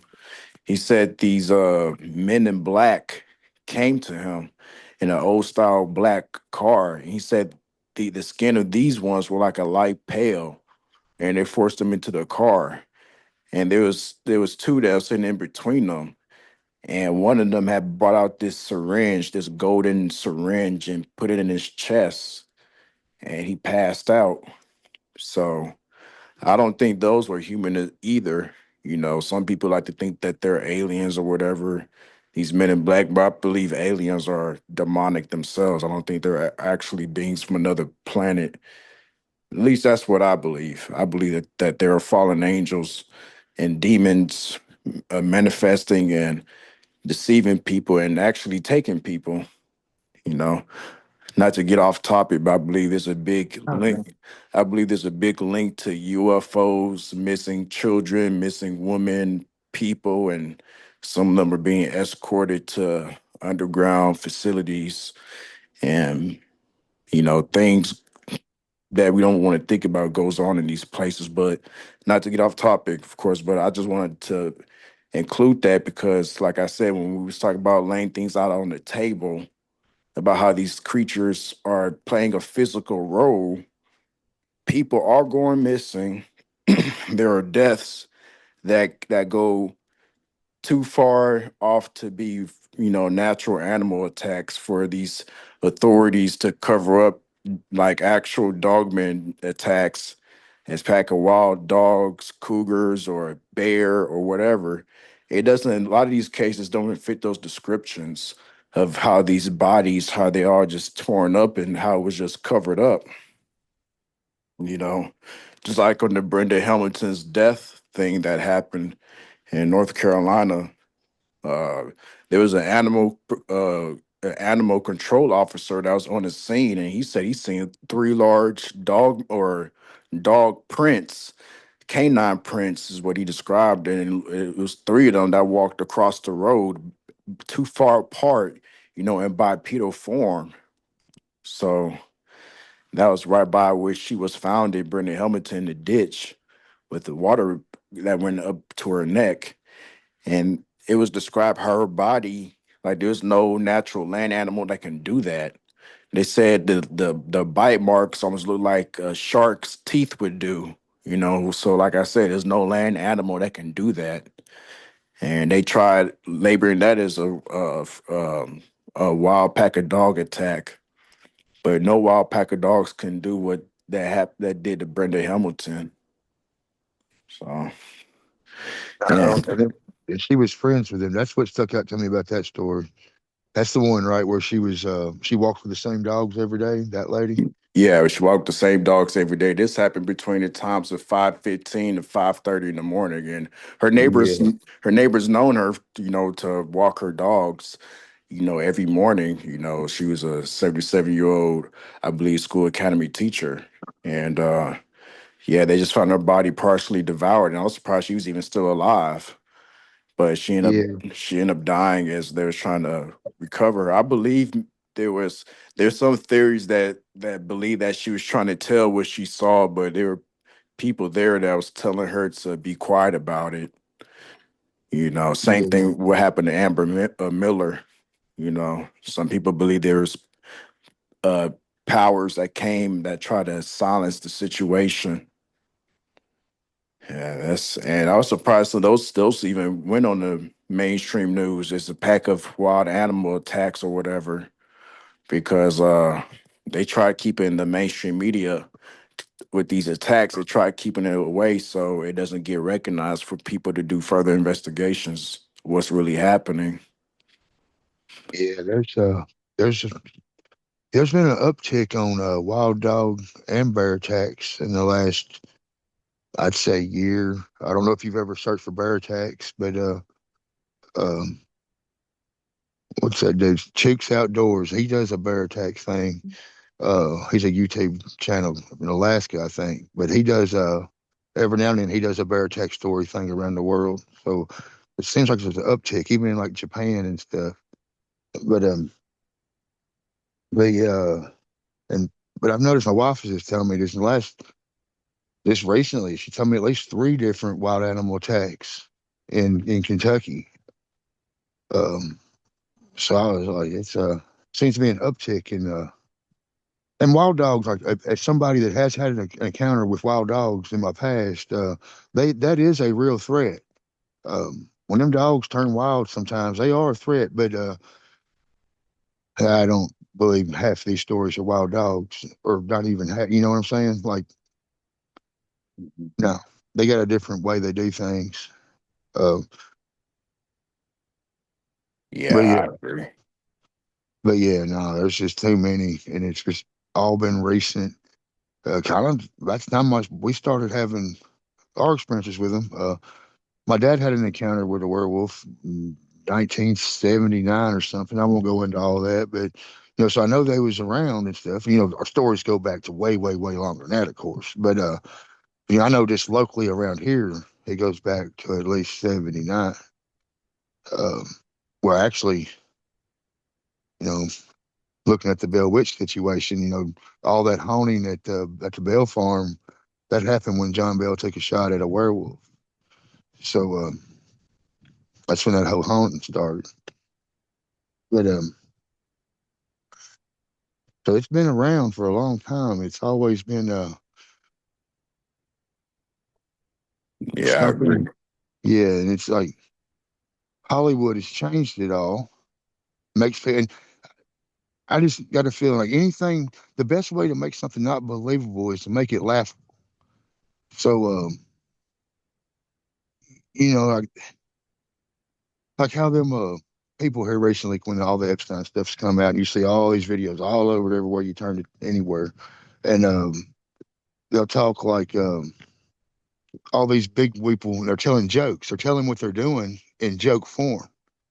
And everybody's laughing, ha ha ha. Well, that makes all the audience, they're telling everybody the truth, but everybody's laughing at it and everybody thought it was a lie.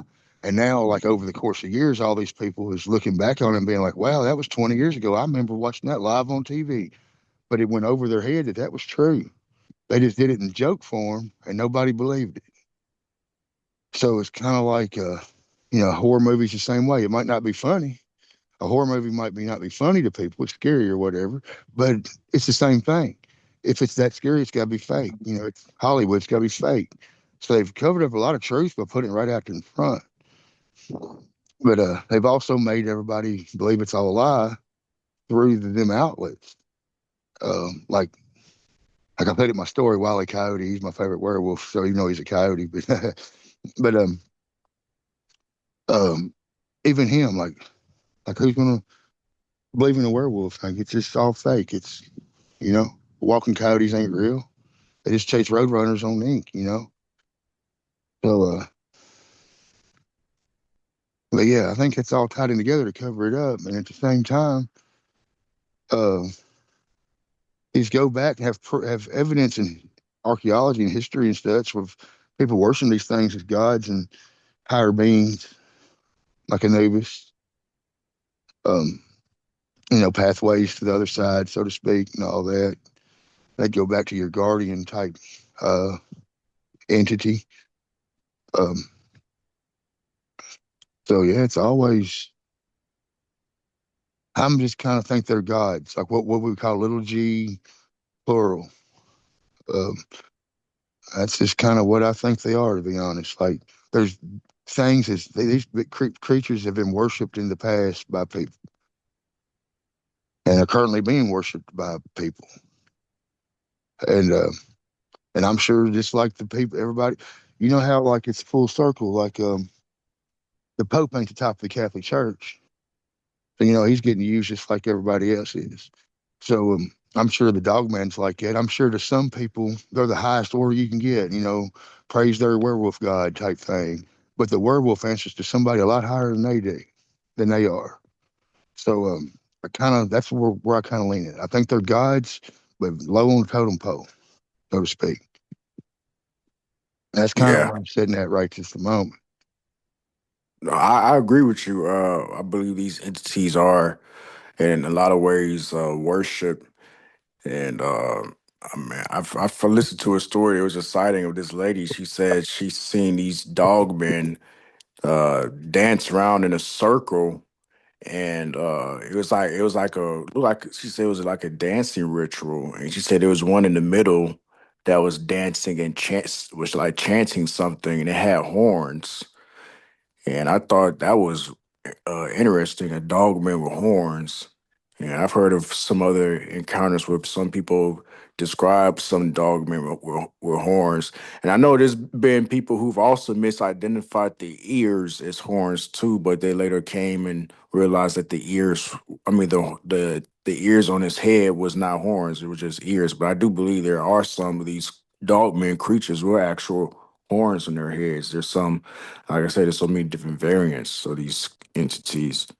Uh, because even the Bible talks about there's some, devils worse than others. But yeah, they're definitely worshipped. I believe that they're cited in a lot of satanic hotspots. Like I've said, just I live just about 40 minutes from Goatman's Bridge, and there was a sighting that Reels even shared of a man who had a werewolf sighting out there at Goatman's Bridge at midnight. And Goatman's Bridge is known for a lot of satanic uh, rituals and occult activity that happen. A lot of black hooded robe figures have been seen out there. I shared a story. I shared a story on my channel of a person hearing it's like screaming and wailing in the distance in the woods near the Goatman's Bridge. There's been actual confirmation, from police evidence of animals being sacrificed there, to where even the police admitted to stop selling pets at the pet store near Bridge because there's so many cats being sacrificed and found dead out there at Goatman's Bridge. So yeah, and just the fact that it was like a werewolf-like creature right there at the bridge that scared somebody out. But it's so funny. Just before he said he's seen this dogman encounter, this werewolf or whatever. He said he heard like bells, like ring, and that's common in occult activity. I've read a case where a person during a satanic ritual, they had gathered bells and started ringing, and this 7 foot tall entity that came summoned out of a pentagram, 7 feet tall, that manifested. So there are cases of occult activity members using bells for rituals. Uh, but Yeah. but yeah, these creatures, there definitely are connections with the occult. I definitely agree with you. Oh yeah. Yeah. I could. Yeah. I've in the past, I have a lot.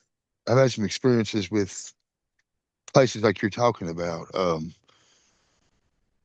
There was this. It's called Satanic Panic. It was a big whoop-de-doo thing. It's back when um, I don't know when it started. It was in my lifetime. I was younger, but theistic Satanism was really popular. They was animals getting abducted all the time everywhere. We might catch some evidence tonight. Anyhow,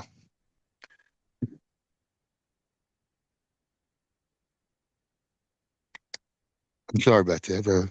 Something interesting just happened, but I'm not gonna let it bother me. But anyhow, uh, It's, um, but yeah, satanic panic. It's when there was a bunch of animal sacrifices going on, and theistic Satanism was really extremely popular. And uh, you know, it's around the Dungeons and Dragons time period when it had probably been out.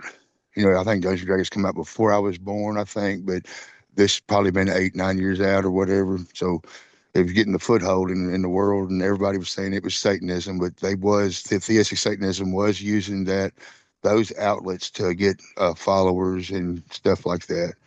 Um, so I guess it was in the mid to late '80s, the around here anyway, the thick of it all, early '90s. But yeah, there was a old shoe factory. It was a shoe factory across one of my granddad's properties in Tennessee, and they told us not to go in there and stuff. But the police had already.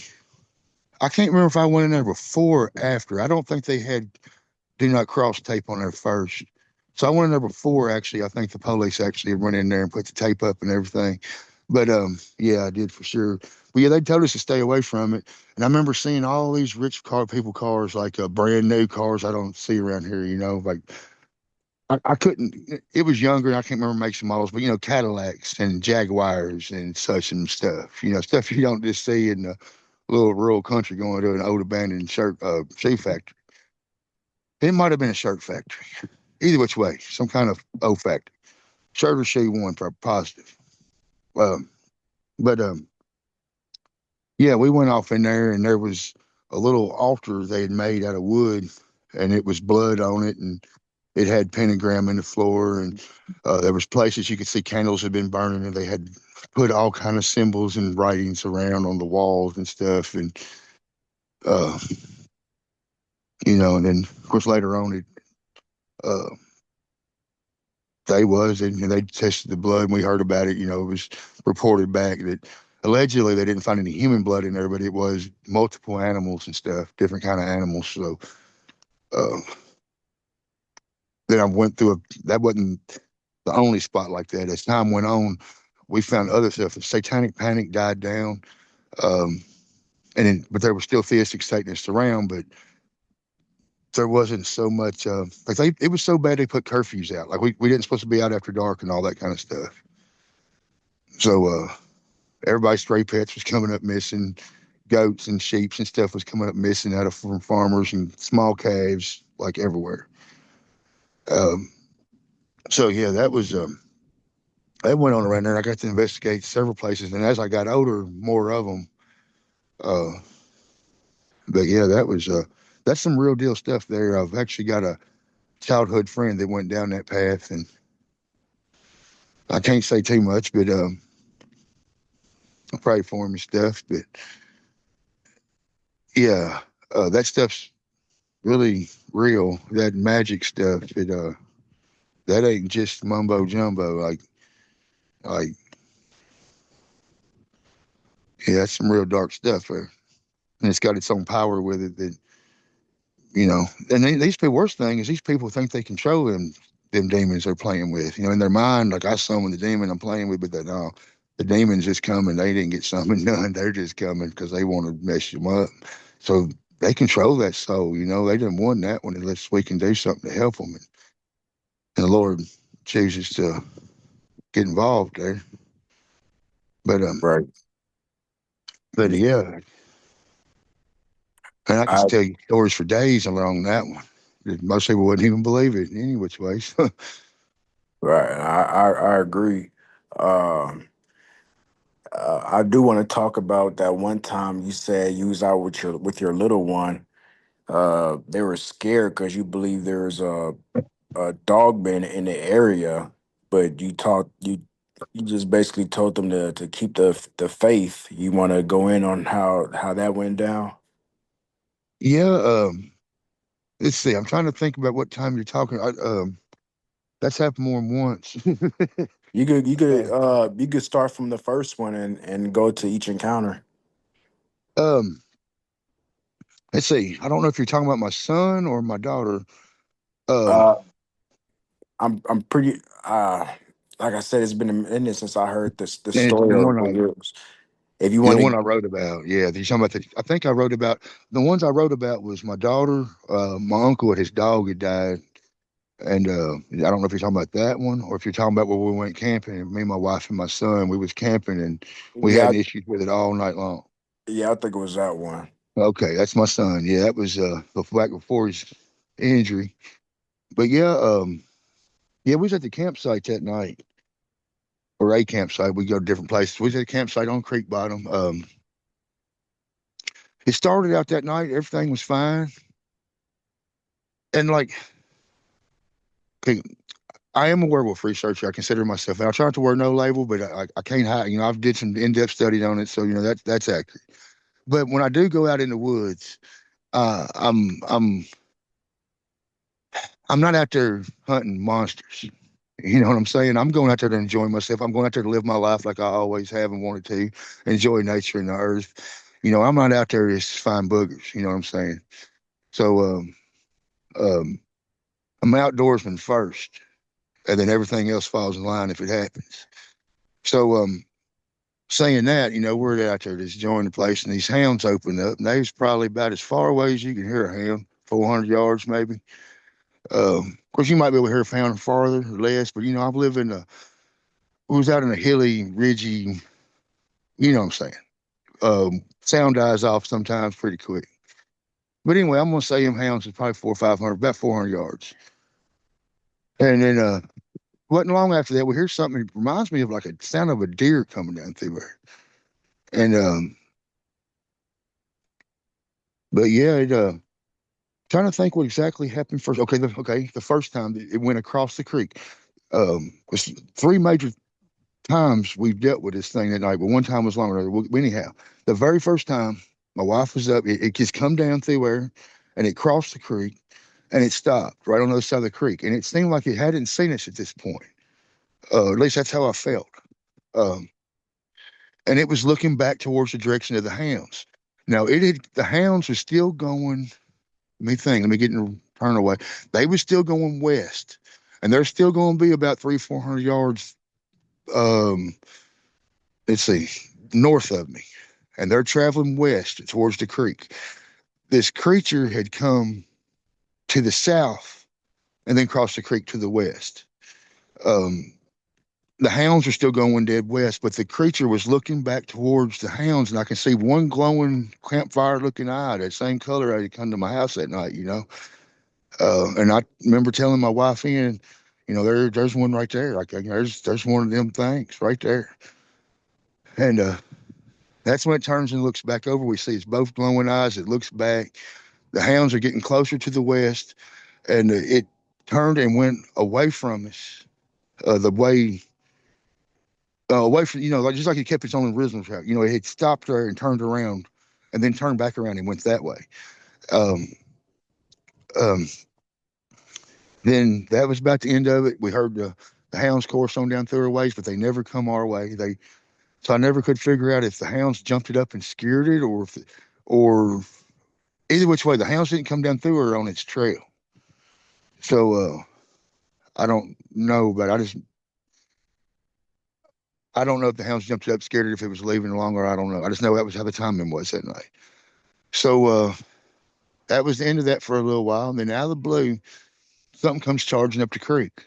Like, and this creek here where we're at, it's got deep spots here and there, but it's probably in between ankle and knee deep, somewhere where it's at this particular spot. I mean, like I said, it's deeper and shallower, but where it's running up was about that deep. Um, and it's crashing, boom, in the water. And she has time to, my wife jumps up and she has time to say something's coming, but I'd already know something was coming. But I was preparing myself. I'm getting up. It's charging right at us. It's coming. I grabbed my son. He was 6 at the time. Put him behind me. I'm going up. I drew see, that night I had a Glock 29. Yeah, I had a Glock 29 that night. I drew it, and my wife's on front of me on my right side, so I had to keep it. I've got the muzzle pointed to the left. I'm getting her out of my way and get my arm up on her to get her. Then I go up. I hit my flashlight on my weapon, and there's nothing there. Uh, well, no, no, that's the time it jumped. There's still nothing there. There's still nothing there, but it went up over us, and I heard it hit the trees, and then that kind of flipped everybody out. I was handling it well, but my son, he flipped out. And that's when, I started telling him about the Lord and stuff. And I can't remember the exact stories I was telling him, but it was about giant hunting and stuff, like Moses, Joshua and stuff. There was a lot of giant hunters other than David. So I was telling him stories, um, get him calmed down. He did. Uh, then time went on. My wife went to bed. And I don't remember exactly how it started, but it come down the creek running in the water again. And you know how when you see a dog, like it's real happy to see you, but it don't want to stop and let you pet it, so it's just running by you and it's smiling in the ear and its tongue hanging out its mouth and it's acting a fool, and it turns around and it runs right back by you again this way. You know how they do that? You know what I'm talking about? Yeah. Okay, well it's that's what it reminded me of. It reminded me of a big huge dog thing running back and forth up through there like it's happy up and down the creek, throwing water everywhere.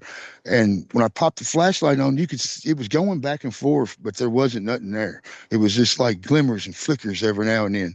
And the water looked like there was a snake in it, like a big, huge. That's just kind of what it looked like. Like something was swimming in the water instead of running, but it sounded like a horse running down the creek back and forth. And then that hit the tree again, sounding like rain upside down. And then it bounced back and forth and it ends up in a tree right above me and my little boy. Like, I know for sure. Like I heard it. And then sand and little pebbles start falling all over our heads around us. Like either it's dropping it on us from a handful or it's like it's in its fur. I don't know. There's sand and pebbles dropping on our heads. That's all I know. All around us at this tree. I'm trying to get my hand, I'm trying to look. I would have took the shot, at this point. Um, but I couldn't see it nowhere to get a shot.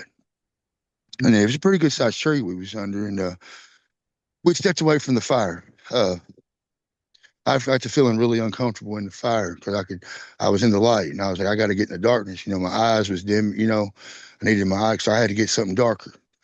So I we left the tent site. That was happening. That's when it got in the tree above us. We had left the tent site to get over into a darker area where I could still see the tent where my wife was asleep. But but I was more into where I could get in the darkness where I could see better. And then that's when it hit the tree above us. Um, so when he got real scared right after it took off, and I remember explaining to him about the fire. I remember pointing out a coffee cup or something. I didn't put that in my story, but I remember pointing out a coffee cup or something. I was like, "You see Mama's coffee cup right there?" He was like, "Yeah," and I was like, "Well, that's how much better this creature can see us if we're over there." And they might be able to see him pitch black, dog. I don't know, but like I said, I needed to be able to say I needed to get him calmed down because he was, he was pretty nervous, of course, and uh, we wasn't in a situation we could have run up out of there and left or nothing. We would have, if we would have died any which way, how it would have been trying to get out of there. So it's one of them deals. He was where we was at.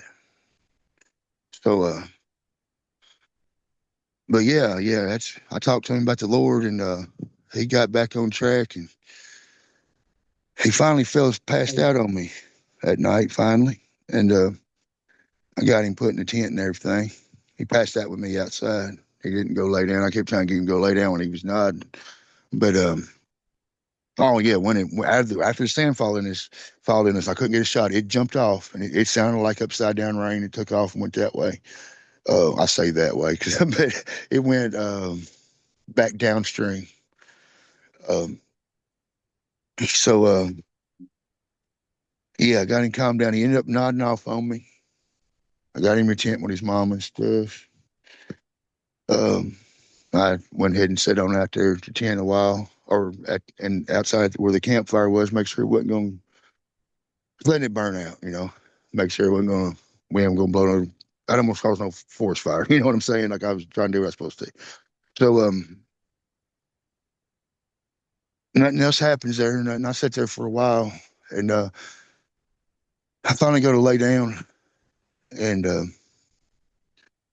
then I hadn't been laid down long, and I heard it. I heard it step up there close to the tent, and I was already laying there with my 10 millimeter on my belly, unholstered, and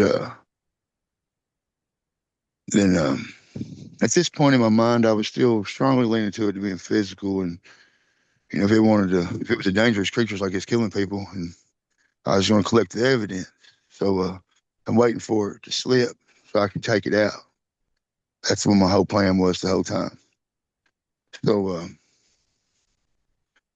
laying there and I heard it sitting there, and then all of a sudden, it just out the blue, no nothing. It just starts screaming like screaming like I can't describe it. It was a scream that pierced me through my body. It was like I don't know how to like a banshee or something. That's what was in my mind that night. A banshee, like you always hear the screaming banshee. It just said that's just what it said. I don't know. That just. But anyhow, it screamed and ran at the same time. From the first scream, my wife's bolted up, and, and it was enough. And my son, through his whole process, he never woke up. I don't know if he was just so tired he passed out or what, but this didn't wake him up. But she bolted up and sitting up, and I didn't need her to do that because I needed her to lay down because if it was going to tear up in the tent, I needed her head to be down. And, I had plans. I talked to her a little bit about, if she gets woke up in the middle of the night with gunfire going, roll over on my son and, we'll do what we got to do. But, uh, or our son. I said my son. I didn't, our son. But, yeah, she bolted up. So that disrupted my plan. That worried me there. So, I just said to be all right, lay back down, go back to sleep. But it ran up that bluff behind it. It ain't nothing going to run up that bluff. It was a bluff. Like it ain't like this some deer can go up it or a mountain lion. It's a bluff. But it went up it. But that was I laid there for a while that night and I finally fell asleep myself. And that's when we went to get some trail cams and stuff like that. We was like, all right, this is intense here. Like we done went through this is crazy. Like it was a very interesting night. But anyhow, got trail cams and stuff and got back out there and put them up. And it was like them trail cams. Like it just did nothing happen after that. Um, it was almost like it just detoured everything. It like just, but I wasn't complaining. Like I think I actually put this in my letter, and I might have just said it in another interview. I don't remember. I know it's kind of silly. I don't remember what I wrote in my writing, but that's just how it is. But anyway, um, um, I done got off track rambling. But It's fine. but yeah, it just uh, like a monster deterrent. Them trail cams was around the tent, but I enjoyed it because that second I was so tired from the first night. Pretty intense, but it's pretty intense. But I was so tired that when them cameras detoured everything, and we had a peaceful night the next night. Nothing happened, no sounds, no worries, no funny orbs, no nothing. And I was like, yeah, this is nice. I just sat down here and listened to the creek and go to sleep, and it was nice that whole night. But so yeah, it was. I did end up getting some crazy pictures on the trail cams. I moved them a bunch of places and stuff, but no, never ran our tent. And I just give up on it. I don't even use trail cams around down the tent at all unless I'm leaving the campsite up for an extended time period. And then I'll leave my trail cams in case somebody comes through and steals everything. I'll at least have some pictures of them. But and I don't do that often. I don't leave my campsite out often. Just every now and then, it takes a while to set it up, packing it in. So if I got to go a long way to get in to get the camp set up, and I'm just got to go back for 3 or 4 days, and I'm coming back for 3 or 4 days, you know what I'm saying, because of life. But sometimes I'll leave them out, and then I will put the cams up. But the first thing I do when I get back in campsite is I take them down and I put them out somewhere else. So I don't keep them around my tent, or I don't keep them around my campsite no more because I can't try to learn anything for us all that way. So but yeah, I go all low electronics generally. Like if I'm really going to do some serious researching, sometimes I just won't even take my phone with me or nothing. Like I'm out there, nothing, no GPS tracker, no nothing, like nothing. That's where I get you best evidence at, in my opinion. No, you're right. I used to listen to a lot of Scott Carpenter's research on Bigfoot, and I believe he was the one that I came across. He said your higher chances of seeing a Sasquatch or a cryptid is when you don't bring any cameras or any equipment, because for whatever reason these cryptids they can see the electronic. They know what our technology are is.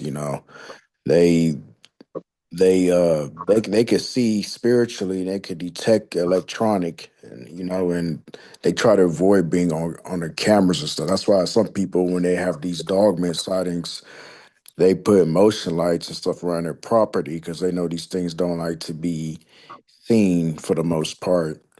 But yeah, I was just saying that I was just agreeing with you that there are some people who believe that their chances of seeing something is when they don't bring nothing, like you said. Yeah, yeah, I've learned that to be true for real. And I didn't. Yeah, I hadn't, when I first discovered that, I started thinking, but I actually hadn't heard that anywhere or anything. It was just kind of, it was my style already. Um, but I just noticed, like, I started leaving my phone behind, or even turned off. Like I'd be like, my battery was like, it wouldn't nothing be happening. And I'll be like, dang, I've only got like 13% battery left. And I might find something cool to take a picture of, like a track or something. So I'm like, so I had to kill my phone and pack it up in a waterproof bag and put it in my pack. And then I'd start having stuff happen. And then I was like, dang, I need to go back to like me and my buddy used to do it back 10 years old, like Sherlock Holmes, you know? We didn't have nothing back then. We had some stuff happen, you know? So, um, that's kind of what it was, kind of more nostalgic than anything. I was just like, it worked in the old days. But then, of course, then research more, and I have heard some other people that use that technique, I guess you would say, or that style, method, or whatever. Um, yeah, I know a lot of people like lanterns and stuff like that, and candles and such. And but yeah, most time I just go with nothing. I even quit running my weapon light on my handgun because the battery in them. And I've heard of a lot of researchers losing their battery power, and I have heard it happen. I've seen evidence of it. One of my long story short, not to get off track, but one of my best friends I've known for all my life, a spiritual brother locally. They had an orb come up. They had a bunch of stuff. They've seen apparitions, really messing with their wife. She had a crystal glass explode in her hand and all kind of weird things. But she had it on camera, an orb coming up over the hood of her car. The next morning, her car wouldn't start. It drained her battery. So I have seen it occur or happen. I've seen it occur, but I've never experienced it. Uh, like my phone died with me with you talking. Now I've had that happen. I've been trying to text reels and my phone will flash and get bright and dim, and then it'll be like unable to send message, unable to send message, and then then I've had him text me and be like, "Man, I'm trying to text you, but this is what it's doing." And so I mean, it's like I've had that happen. So I've had disruptions in electronics. But I haven't ever had this. My battery goes zip zap and gone. Like a lot of these investigators I've seen allegedly have happened. And I'm Yeah. not saying I'm not telling the truth because, like I said, I have seen my buddy's wife have the same thing happen in her car. But but you know what I'm saying. I've just personally never had it happen. No, But it's a real phenomenon, and I mean, there's stories of people claiming seeing a Bigfoot or Dogman, and some people laugh about it, but there's actual alleged cases of people seeing these entities and their car stops, just like in UFO abduction cases. People describe electronic interference happen, and next you know, everything in their car just goes dead. It seems like anytime around paranormal activity, it's like it's a electromagnetic field interference in the atmosphere that can cause these electronical interferences. And it's a principality power, I believe, that's causing stuff like that to happen, because we do know the scripture says that Satan is the prince of powers of the airways. So that means he has some type of use of electronic interferences. The scripture says that he fell like lightning. So, I do believe he could operate through elemental ways. I mean, just like we hear in haunted houses, how demons they can tamper with electricity in the houses. Like people will buy new bulbs and the bulbs will flicker or go dead. There's been No, I've cases. had that happen a lot, especially since my encounter started. I'm glad you brought that up. I went through more light bulbs in the past year than I ever have in my life. I have had that happen. Wow. I didn't even ever think about it and put it together that you just said that. And it hit me. I was like, I went through all kind of like, I'm having bulbs go out left and right, brand new LED bulbs and stuff like name brand stuff all the time. Yeah, that could be a reason why that's happening, because there's a demonic power at play that's causing stuff like that to happen. They do it in many different. They do it in many different ways. I mean, there's so many stories of people after. I mean, it could be so many different origins. Like there's cases of people who play with like Ouija boards and stuff, and then afterwards, things will happen in their homes, from electronics to, I had a lady that came on and she said her garage door was constantly banging and it shook the whole house. That's how intense it can get. Um, there's been cases of people also in haunted homes where, like, I'm pretty sure, just anything with electricity, from the TV through the anything from like a heat ventilator or anything, they could just tamper it, just make things like that just come on and turn off. Um, but yeah, but I just pray against it. I mean, there's even shows where people would try to have interviews like how you and me are doing, and there would be like interferences. Like I had with someone on, he wanted me to take the video down by his request, because he was having alleged Men in Black problems happening in his life too. And I obeyed, and he's a really good friend, so I took the video down. But there was a, a part in the video where we was doing an interview, and we was talking about Illuminati and deep underground military bases and how they're using these facilities for a part of the end times and stuff. And there's an agenda to release these creatures out loose one day, and the car got dropped. So I do believe there's a power at play. I've actually had a dream not too long ago. Like I've told you, uh, I have multiple Men in Black books that I like to. Cause I've always been very intrigued with the shadow government, Men in Black, and stuff. Not to glorify the devil or nothing, but I've always been a conspiracy buff, because I was always so interested in like the things that they've always just kept secret from the masses. So I was like, if one wants to know like the truth and know things that most people are ignorant about, is to find out what are these people, these shadowy puppet masters, who are they, like like what do they know, what are the things that they're covering up, they're keeping us suppressed and ignorant about. So I have this book by Timothy Beckley, and one of the pages of the book has said you might have an encounter with them next. And that was the last thing I read in that book, because there's more things to read, but I was so tired. It was like 2 o'clock in the morning or something like that, and I just went to sleep. Then later in the dream, uh, this is when spiritual warfare took place. I had a dream where I heard a knock at the door. I was in my bed and I got up and I went to the door to see who it was. I looked through the peephole and I see a figure. It's a person wearing all black, wearing a black fedora hat. And I just remember I just got hit with fear. And I didn't even answer the door. I remember this is all a dream. I didn't even turn the knob, but I looked at the peephole, and that's who I seen. Just one person. And I remember I'd slowly try backing up, but I just felt in my heart that this person, this entity, whatever, already knew I was at the door somehow, without even me even answering the door. But I feel like as I was slowly backing up, I was just making in my mind just so many noises to where he knew I was there at the door. But shortly after I woke up, and that was just my belief. I believe a demon came into my dream and morphed into a agent of darkness, men in black or whatever.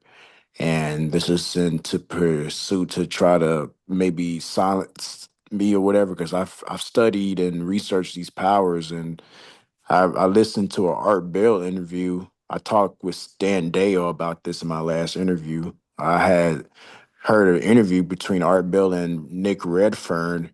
Nick Redfern is a big time UFO and Men in Black investigator. And he said it's common for people who are investigating research in this field of things that it's common that they have dreams of the Men in Black. They're coming your dreams to try to intimidate you and stuff. And I believe these are just demons because in Germanic folklore, I think I talked to you last time about this. There's a demon named Mayor, and what it that demon does, it comes into people's dreams to cause night terrors, nightmares and stuff. That's where the term nightmare came from, which is Mayor, the demon.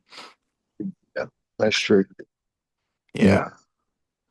So yeah, so I mean I've never had these people like you had like physical interactions with them, but I've had them come in my dreams before. So I can kind of relate to you how disturbing and annoying how these powers they can be.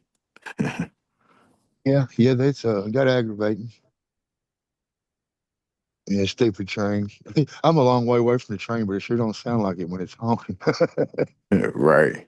but uh, but yeah, it's yeah. I wish I could help you more exactly honing down on other than uh, as much as we know, of course. You know what I'm saying? Like, because I've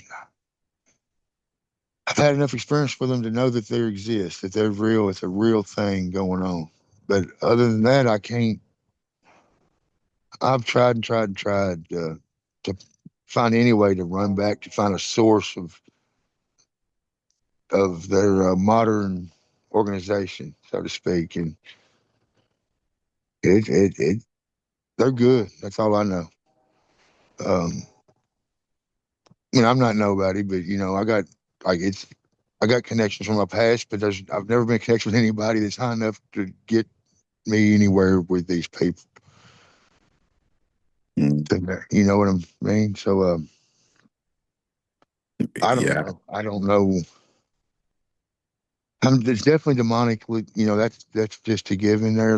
Of course, people that doesn't believe that way, like they're never going to probably see that aspect of it. But yeah, and they've got to have deep pockets. So they got to be just absolutely full blown wealthy in order to just run me down from nowhere, not know me from nothing, pinpoint where I work at, and then get records deleted from a medical facility and a Department of Transportation and a corporate place. Like that's just not an easy hack here. Uh, So if yeah. they got, they something special.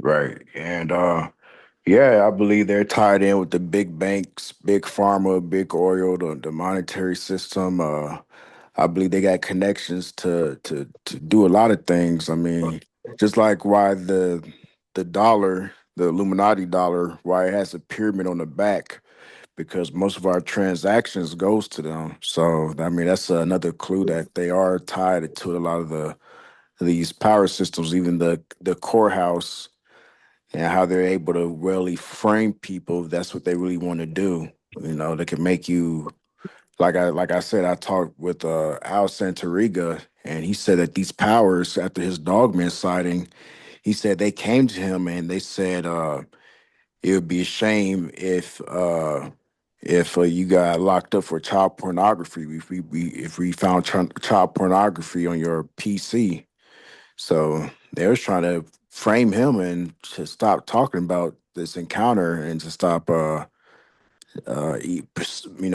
in pursuit, like pursuing this creature. Stop looking at it. It was telling him to stay out of the woods. And he said it scared him so bad. He said he didn't go into the woods for some years.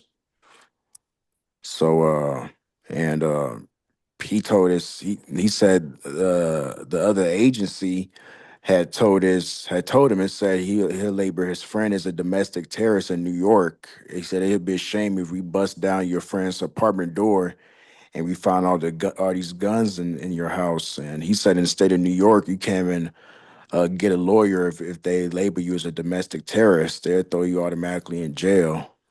So he said these people they were just going to high lengths for him to stop talking about this stuff. Um, it's sad, but like I said, I agree with you. They got connections to a lot of riches and wealth. You know, the Illuminati, whatever you want to call these high powers. I mean, that's what they really do. Like I said, I made the connections of these Men in Black agencies that having connections with secret societies and secret malevolent orders and things of that nature. The Masonic Temple. Like I said, when we was messaging each other, Goatman's Bridge is really close to a Masonic lodge, just 7 miles down from it. And a lot of people who research Goatman's Bridge don't never make that connection because if you know about the Masons, the 33rd degrees and higher, because there are degrees higher than 33rd, but people who are under that in the lodge don't realize that until you're actually there to that prestige to where you're enlightened and you now know who you serve, which is Lucifer, you know, and then they later they're later enlightened to know that there's levels higher than in 33rd. And the higher you go, basically the more darker you go. It's more evil. So yeah, and they worship the Baphomet, which is a go-headed deity. So, and I believe they summon that creature. My belief, I have no evidence, but from what I research, there's usually a lot of well-known people in the community that go and and put on robes and go out in secluded areas to do rituals. My belief, it could be your local mayor, your uh, your county judge. It could be your local store owner. You'd be surprised people in the community, even one of the church deacons or whatever, they could be a member of this Masonic brotherhood and they could be going out there doing rituals to summon up whatever. Yeah, So I know where a place like you're talking about is. I can't say too much. The local land baron, worked for them for a while, part time. Um, the entrance to get to their temple goes through a bathroom that's in one of his stables, and it's a elevator. The walk-in showers an elevator. It goes down to the temple. But I was kind of talking to him about asking questions and talking to him about the Bible and stuff. One day I was out there. I said, "Well, what's that owl right there for?" It had an owl inside, and they got an indoor training facility, uh, equestrian stuff, horses. Um, but when I asked him about that owl, he said it's supposed to be to scare the doves off, but it ain't working. I always thought that was so hilarious because he was talking about me. He was talking about the spirit. So I got fired not too long after that. But yeah, on the wall when you first walk in, they had a picture of the Clintons and the Bushes and all that kind of stuff. And but yeah, you got there to a.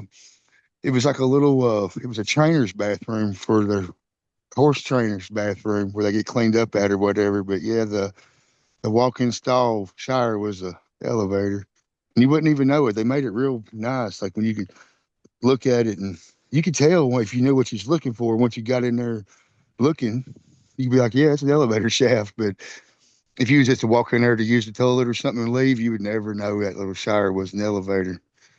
So yeah, the places you're talking about exist, like for sure. I'm positive. Like yeah, and that ain't the only place I've seen before. Some that's more dark and hidden, like you're talking about. Like you got to get way, way on out in the bushes and big long hiking trip to get there and all that good stuff. You know, there are them too.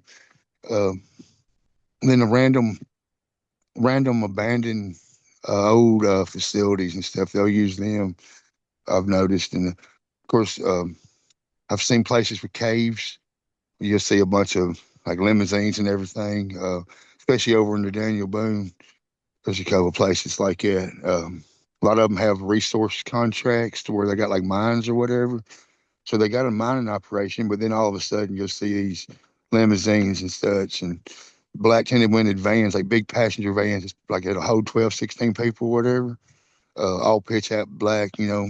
I know they're like courier, you know what I'm saying? They're like little, using them for buses, so to speak, but they're just big full size vans. And you can find them, but they'll go down in them underground places like you was talking about earlier, you know. But a lot of them is private.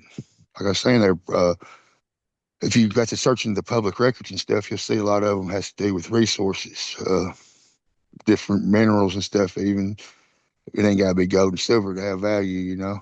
So, but yeah, that stuff goes on a lot, really. And of course, not every place it's like that doesn't necessarily mean they're doing something bad like that. I mean, there is some legitimate people that's really trying to better themselves with like little business ventures and stuff, coal and such and etc. But you know, are still that's Well, one thing I've noticed that of to look course. for. But yeah, yeah, there's a Yeah. lot to this. Yeah, I definitely agree with you. Yeah, it seems like these people, like I was talking about, they like to go to like secluded areas to where they don't like to be caught or seen in the act of doing these nefarious things, whatever they do, these rituals that they do. But like I've said before, like what the book of Luke chapter 12 verse 2 says, for there is nothing covered that should not be revealed, neither hid that should not be known. So I really hate that, some of these people. I don't know if you heard of Ted Gunderson. He was the head chief of the FBI, and he got killed, silenced in the year 2011 for he was doing research of missing people, and he made the analysis, from the files and stuff he collected. He had gathered the conclusion that a group of Satanists collectively known as the Illuminati are the ones who control the shadow government. Is That's who the shadow government serve, and they're involved with a lot of missing people. And he said, millions of people a year go missing due to these hidden powers, and they're involved. They're involving people in these satanic sacrifices that is going on, and they believe that Ted Gunderson, he was killed by the Illuminati for because he wasn't just talking about that. He was talking about a whole lot of other different things, about the incoming new world order that's coming, which is basically biblical. It talks about of a one world government, a one world religious system, a one world currency, which is what we know as Christians as the mark of the beast, and a one world leader, which is, I believe, is the Antichrist. And this is what the New World Order consists of. Takes place in the end times. Takes place, I believe, in the Book of Revelation 13, which when the beast system has risen. With the whole, one world currency, cashless society. It won't matter if you have had established savings or whatnot, rich or poor for your bond, you're gonna be able to take this mark, or you won't be able to buy or sell without it. You won't be able to live the regular life in society without this 666 mark, which I believe we're gonna see here real soon in the future. and they're going to establish it, through order out of chaos. And what I mean by order out of chaos, I'm talking about like things like there's gonna be a natural disaster of things, from wars, pestilence, famine, uh, weather disasters, earthquakes. It's going to be a lot of things that's going to happen. But like, what the scripture prophesies, in the end times, the Antichrist, he's going to rise to cause solutions and try to get people to wander after him, to, take the mark and to worship the image of the beast. And, this is going to play in people's and faith in the last days, which I believe we're witnessing now in life is we're leading to that. So, like you was talking about earlier with the increase of bear sightings that's been going on in your area in Kentucky, that's been happening. A lot of other people are talking about the increase of dogman sightings. Some people theorize and believe, well, it's because of the rise of the internet. People are just being more bold and sharing more things coming forward because other witnesses are now telling their stories. I mean, that plays a role too, but I do believe there's an increase of sightings of these creatures because I do believe because we're in the end times and these creatures know that their time is coming soon. Because, I mean, like I said, I cover these things with a biblical perspective. So, for those who are listening or wondering why I'm talking about the Bible a lot and spiritual things, is because all these things connect the dots so simply when you actually research it. The truth is for what it is. Uh, but just like what the scripture says, it'd be just as it was in the days of Noah, before the Son of Man be, which is Christ. So, I do believe these things are evident, and I really, what really attracted this story, your story is that you took this whole time you took these creatures, you looked at it with a biblical perspective. You took this as a spiritual warfare matter, especially times where he's telling your son, the he was basically just calming him down with things of the scriptures, give him the word for that comfort beyond all understanding, and it worked. And Yeah, and I agree with you when you said in Real's letter that you believe, you know, uh Christ is the only one that can protect you from these creatures. I mean, there's cases of people killing some of these creatures, depending what variant, but it takes a lot to kill these creatures. In some cases, a gun don't even do nothing to these creatures, no matter what you have. It don't physically do nothing. I've heard testimonies of people shooting at this creature, and there was no blood found, no evidence of blood. Some people found tufts of fur, but there was no evidence of any blood. Some there are evidence of blood, but some don't. So that's how I know that some of these creatures aren't all the same.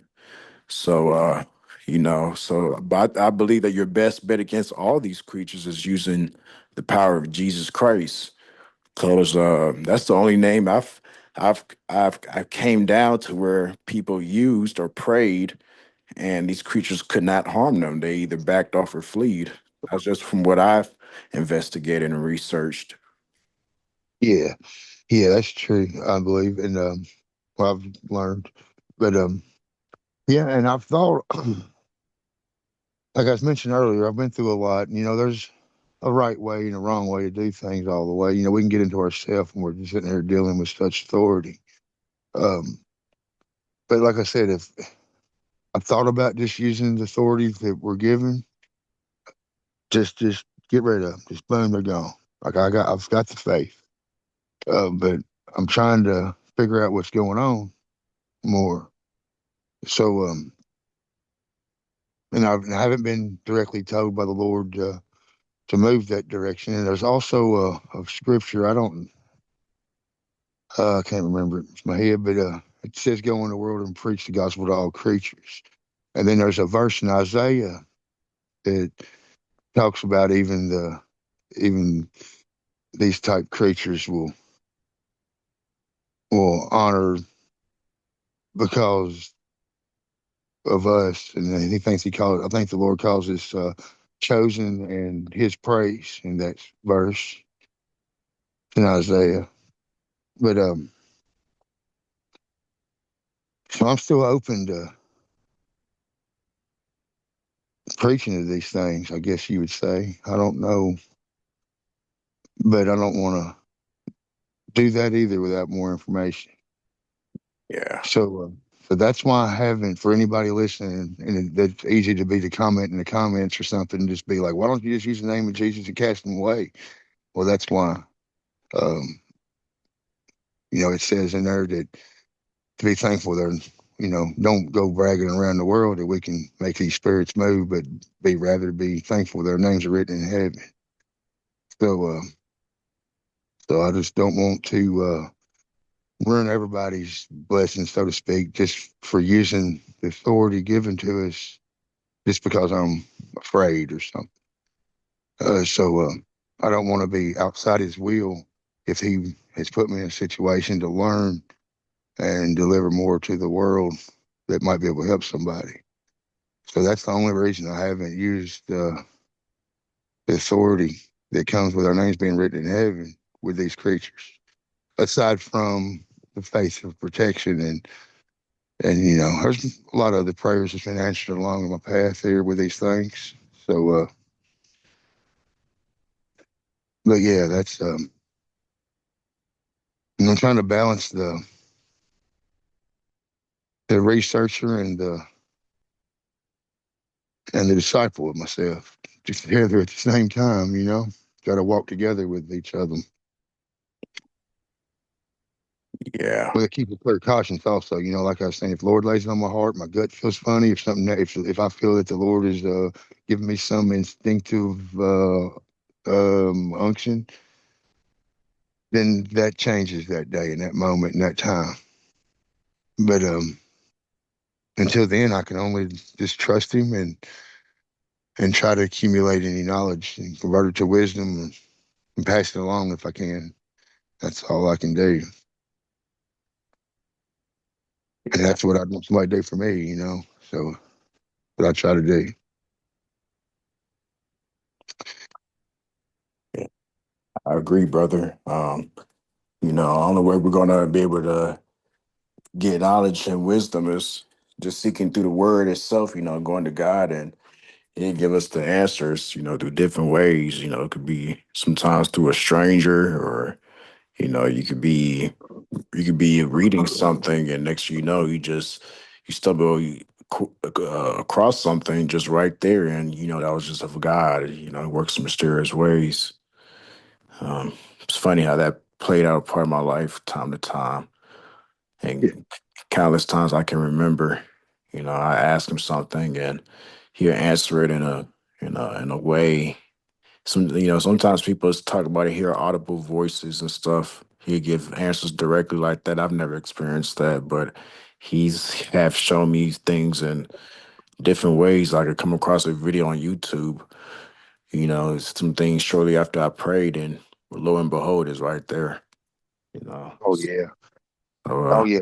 Yeah. He'll show you, in my experience in the past, if you can't get it through your skull, so to speak, not no offense to not meaning you, us, if we can't get it through our bone part of our head into the fleshy part and start chewing on it, then he'll show us everything we touch, everything we look at, it'll be something related to it until we finally get the picture. Um, he's a good God like that. Like he won't just give up on us just because we're fools. yeah, But absolutely. but yeah, oh yeah, man, yeah, he communicated a bunch of different ways. Um, yeah, and he's bringing it up about the one thing about the scripture I've noticed. I don't know if you noticed in the word in say the King James version. I don't know about all the English translations, but I've read 56 different versions of the Bible in my in my lifetime. But um, King James has got dragons. Well, under the underlining in that, sometimes that's jackals, and sometimes it would be like the more specific dragon or leviathan or whatever, sea serpent. But sometimes it works jackal, and that's what Anubis was. It was a jackal god.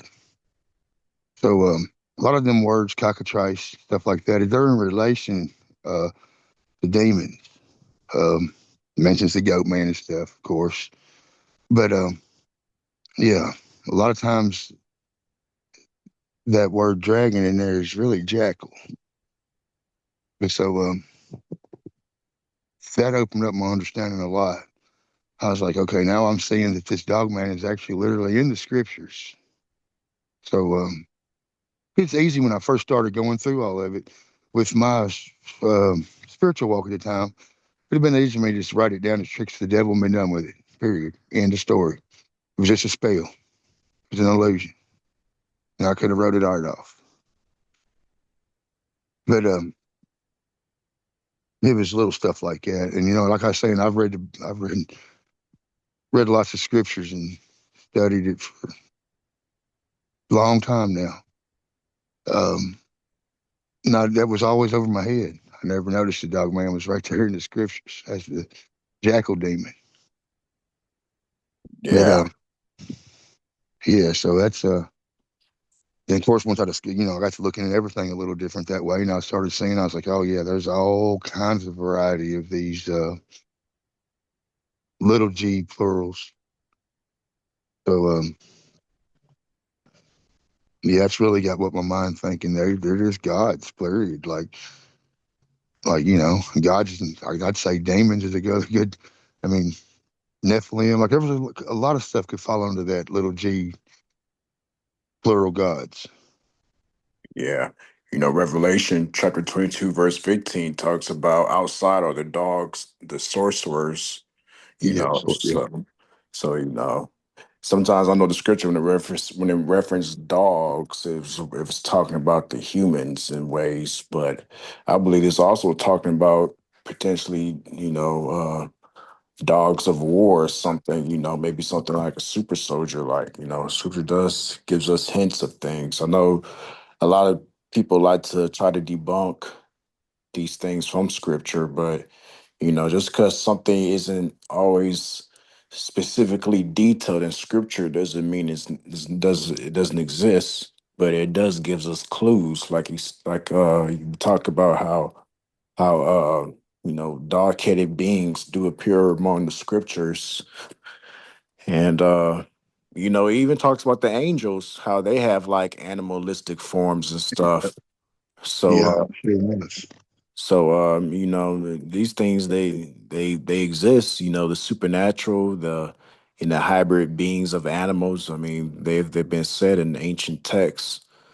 Uh, but I mean, we look at Babylonian times and their depictions of these strange beings and stuff. Hybrid animalistic creatures. I mean, this is all there. You look at Greek mythology, so-called mythology. It shows these weird depictions of satyrs, minotaurs, centaurs, and stuff. I mean, these creatures they definitely played in our history for a long time. The Indians they really had a high belief of these creatures. They made so many rock art depictions of these creatures hopping into spiral looking portals. Portals. Yeah, I did. Yeah, and they drew some of these. They drew some giants that had 6 fingers and stuff, just Yeah, like how with the book of Numbers and Samuel talk about these giants having 6 digits on their fingers. So I thought that was pretty interesting. yeah, that's yeah. I've heard a theory that they invented our imperial mathematics system, everything, because it's by 12s. They had 12 fingers. I don't know Yeah. if that's true or not, but I've heard that for many, many years when I was a kid. I've heard that off and on. Right. And the Indians, they were sometimes greet each other. They used to greet each other holding their hands up to make sure they got 5 fingers. So I Yeah. thought that was also interesting. So yeah. Um I believe there's signs of these Nephilim, just like Bigfoot. People describe different variants. Some describe Bigfoot having 4-toed footprints, 5 toes, 6 toes. Uh, some Bigfoot got shaggy fur, short fur. Some got a no neck, some got a neck, some got a egg head, some got a cone head, some got glowing eyes, some don't got glowing eyes. Some have a more musty smell than others. Some smell like garbage and death. Some smell like more like a something like a wet dog, or other depicted smells like sulfur. Um, some people describe the skin looking like a Caucasian male, or black male, Indian male, or these things, if they're all hybridizing with humans, I believe that's the result that's gonna look. They're gonna look like they're a half human parent, if that's what these things are, because people describe these Sasquatch looking so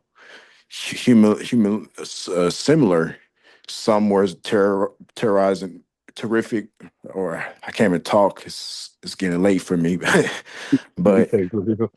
but some look more scarier than others, is what I'm trying to say. So yeah, it's this stuff. It goes deep, man. And I remember Carpenter, when he was doing the DNA samples with Bigfoot. He was also having a lot of dogman encounters too, but he was actually collecting hair and flesh samples, doing a DNA analysis, and he confirmed that the what came back in the results, that some of it came back as human woman, and it came back the other half being something else that couldn't be identified, and they believe it to be potentially fallen angel.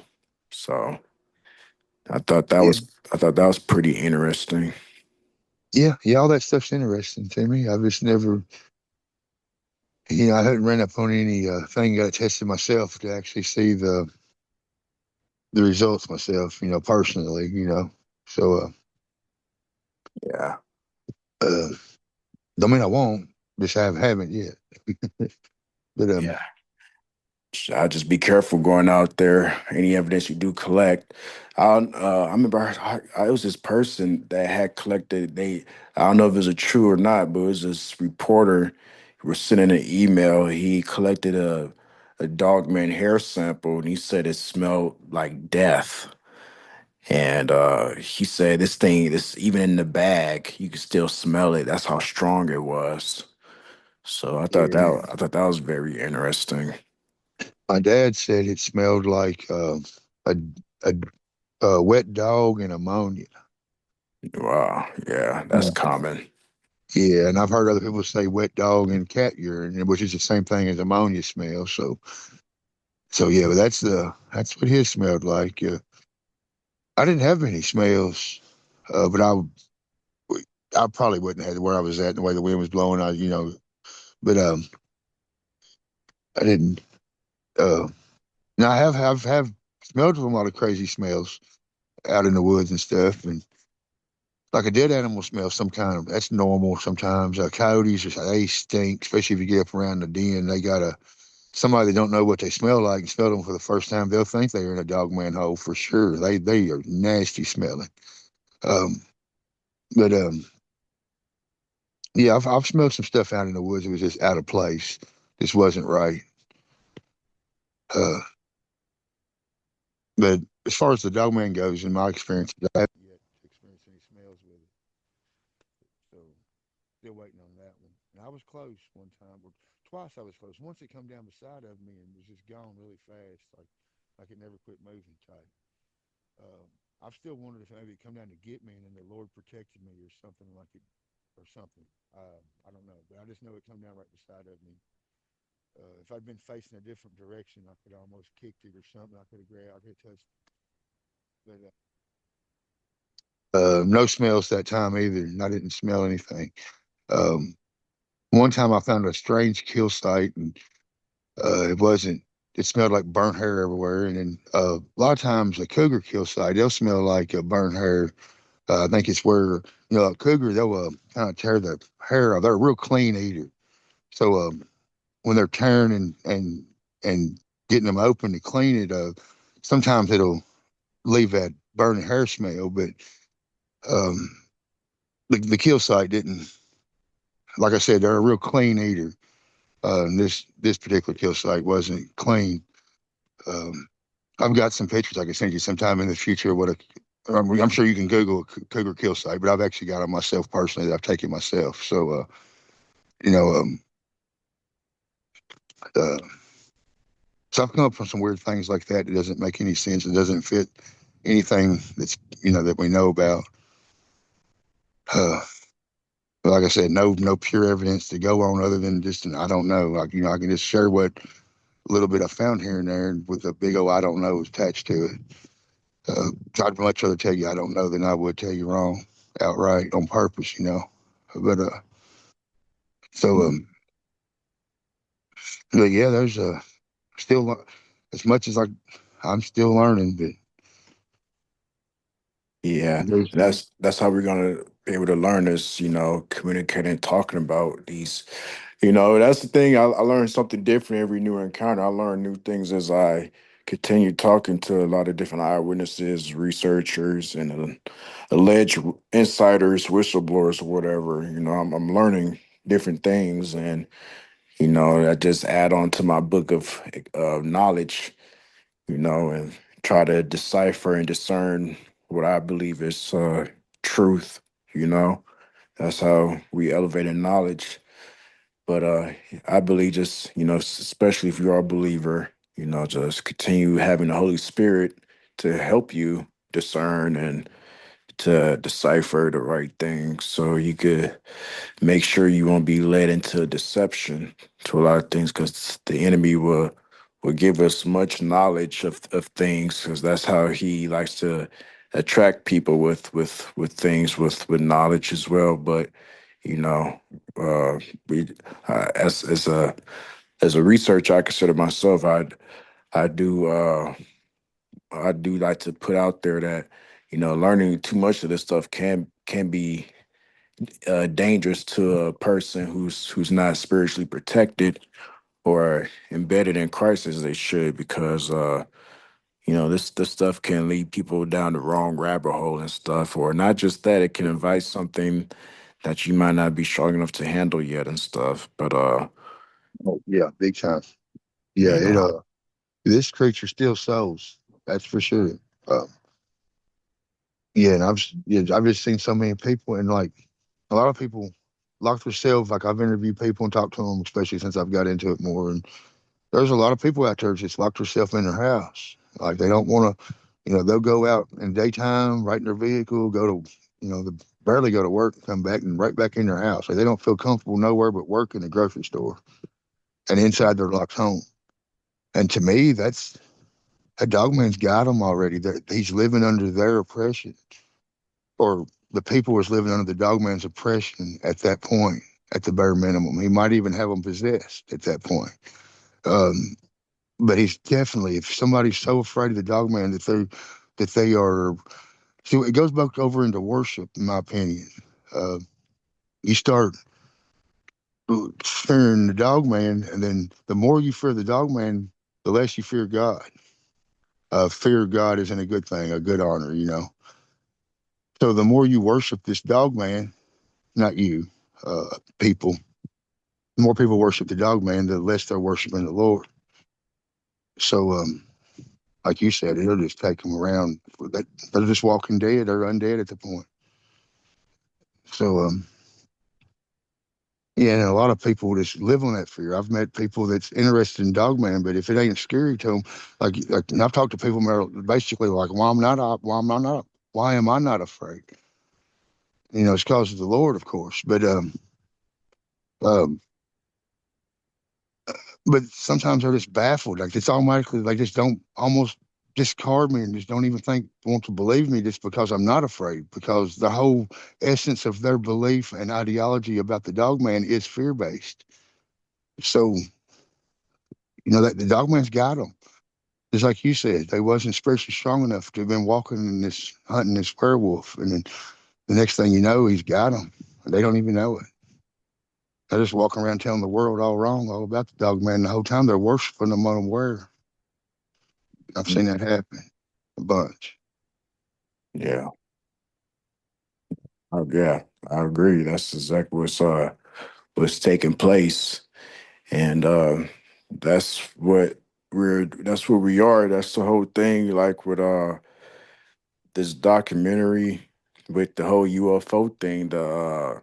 It's called Age of Disclosure, where alleged government whistleblowers, which I believe are psyops, are disclosing the whole. They come together disclosing the whole alien thing, doing soft disclosure, speaking out, saying how we have non-biological or we have biological bodies found during crash wreckage of crafts or whatever, and we have recovered bodies and stuff. And but I believe these entities, they're spiritual creatures at the same time, and I believe they're setting us up for a whole deception that's coming in the near future. They're trying to draw people's attentions away, because before I was really into this whole dogman phenomenon, I was really into the UFO thing more. And when one does the investigation, they're coming to the conclusion that ufology and demonology are one and the same. And Yeah. you know, UFOs, this is a demonic, or I like to call it a satanic deception behind it. That's going to lead many believers astray. Because if you think about it, if you grab a lot of atheists together, grab 10, maybe one day for an experiment, and ask them, do they believe in Jesus Christ? And of course, they're going to say no. And, but if you ask them, do they believe in alien life? I promise you, at least half of them will say yes. So the devil already got that people uh, conditioned, because, they've got us playing the video games, being young, reading the books and the cartoons, the TV shows, the movies. They indoctrinated this whole UFO phenomenon through our culture, literature, and different things, news articles, some sightings of mainstream media platforms on the news, telling people of sightings, what they're seeing. I believe they're setting us up. Ronald Reagan made a public speech saying that maybe the world will come together for a new world order in case of an alien threat or something. So, I do believe that's, the veil is thinning from the spiritual world to our world, and these things are the signs of the times. And then I believe they play a connection with these creatures, because really, once you really research the UFO phenomenon, there's a lot of hotspot areas with these UFOs, and with Bigfoot sightings, Dogman sightings, orb sightings, even occult rituals, satanic rituals that take place. They seem active, like in the Bridgewater Triangle, where all these alleged allegations are happening, all in the same area. And it's like that in other different parts of the world. The Black Star Canyon in California, where people have described where it's been multiple deaths and accidents, and people describe seeing black hooded robe figures out during for satanic rituals, and people have described seeing UFOs and cryptids in the same area. So I just believe it's a connection to all these things. It's all interconnected. With the MIB shadow government covering these things up, all of it, in my opinion, is spiritual warfare. And but I do, before we close, because we running up on some time now. Uh, I do want to talk about that black hooded robe figure encounter that you talked Yes, about, sir. that you believe could be in connections with the Illuminati that was maybe trying to come after you. Yeah, so it was I don't remember what day, what exact time. Okay, it was when my son was injured, he was bedridden and he was wheelchair in bed only for a while. One of the only things he really enjoyed during he was had a real dark time and a lot of nightmares and the accident, just your standard typical stuff when you get your leg half chopped off, I'd imagine. I've never had it happen, but I've seen him go through it. So I'd say it's pretty normal with that kind of injury. Especially I studied more about his injury, but not to get off track. But anyway, one of the only things he really enjoyed was looking at wildlife photos on our trail cams. So I would run out there and get cams. Sometimes he'd ask me. He don't know the property really well where I was putting cams out because I've got a lot of different places I can go and stuff. But it was one of the closer places. But anyway, um, I went out there real fast, and it was just an in and out ordeal. I wasn't doing nothing else but just getting these cameras and go. It was already almost dark when I was getting out there. Uh, I decided to go to the furthest one first.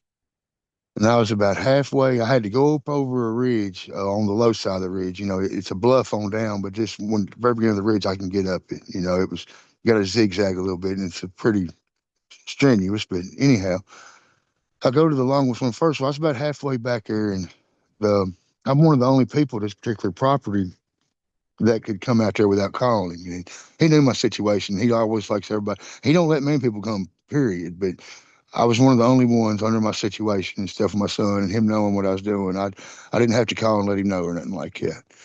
I just go. So he texted me one time. I was about halfway back there and my service is spotty, but I usually get texts, but it's kind of hard for me to make a phone call, but I can still get texts to come through and go out slowly. But anyhow, he texted me and said, are you out here in all black? And I texted him back that I'm out here, but I'm not wearing all black. I'm in earth tones, and I come up over the ridge, and there ain't no way you see me from your house. So, which is quite a ways, but it's a big property. And his driveway is located on a different side of the property that I went in that day. So, uh, then he texts me back. I still got the text saved. I'm just paraphrasing from memory the best I can because I ain't read them in a long time. But um, he told me that there was somebody in all black hooded figure.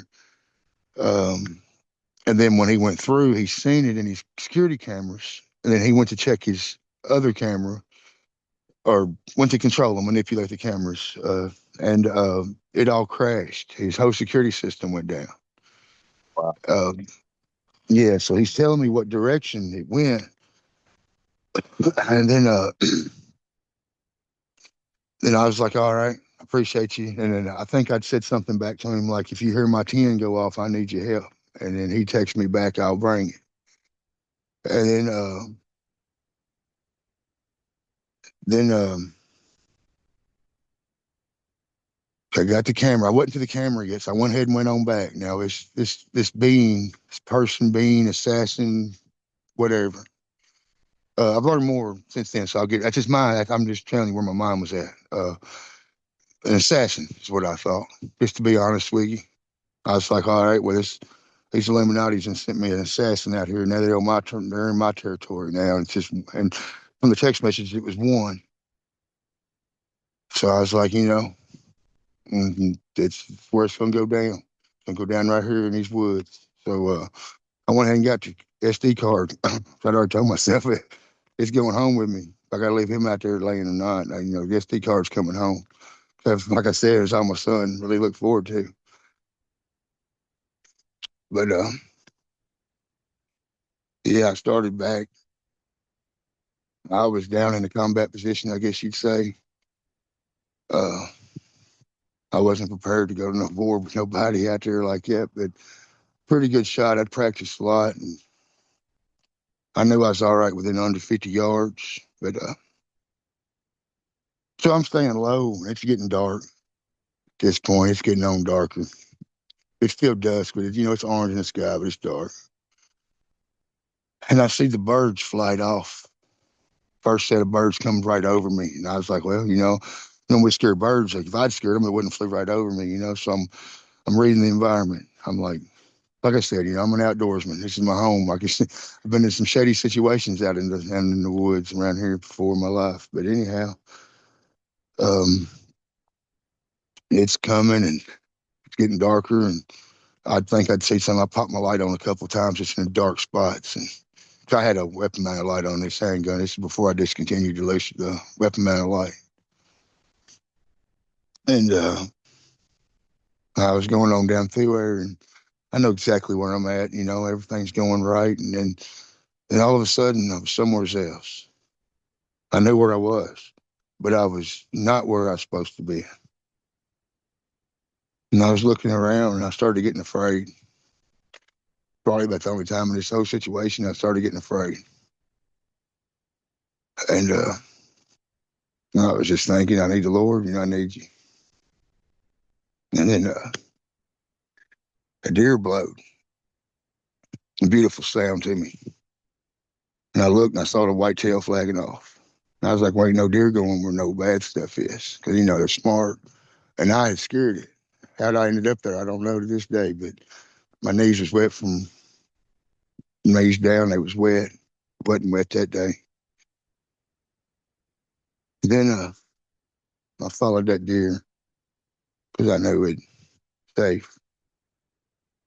And a deer's a clean animal in the law, so to speak. And the law ain't always about what you're supposed to eat and not. But, when you see a person or an animal like a deer, it's clean. And it was telling me to myself that it was almost sent from God, that white tail flagging up. So anyway, not to get off track, I followed it and got back to where I get my second camera. And the landowner told me which way it went, the creature. So at this point, I hadn't done any investigation other than I'm back at the point where the entity, man, whatever, had come through. And there's no barn there. And I swept it real fast just to make sure there wasn't nobody hiding in it, just in case it could have just been a thief coming across to steal something from the man's farm. So I swept the barn for him and stuff. He didn't ask me to, but I was passing back through it. And I didn't put this in my writing. But I swept his barn and backside of his property that he can't see good from his house. And I got the other camera, and on the way back right there before I got to the barn, there's a little thicket right there. And there was it's a blue fog everywhere. And I walked through the blue fog looking at it. But when I walked through it, I turned around and it was gone. It wasn't there. That's when I swept the barn. I went to the barn. That was right before the barn. And then get the second camera. I got on my motorcycle and I rode out. And then uh,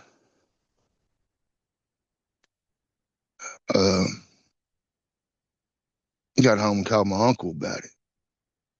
One of my uncles.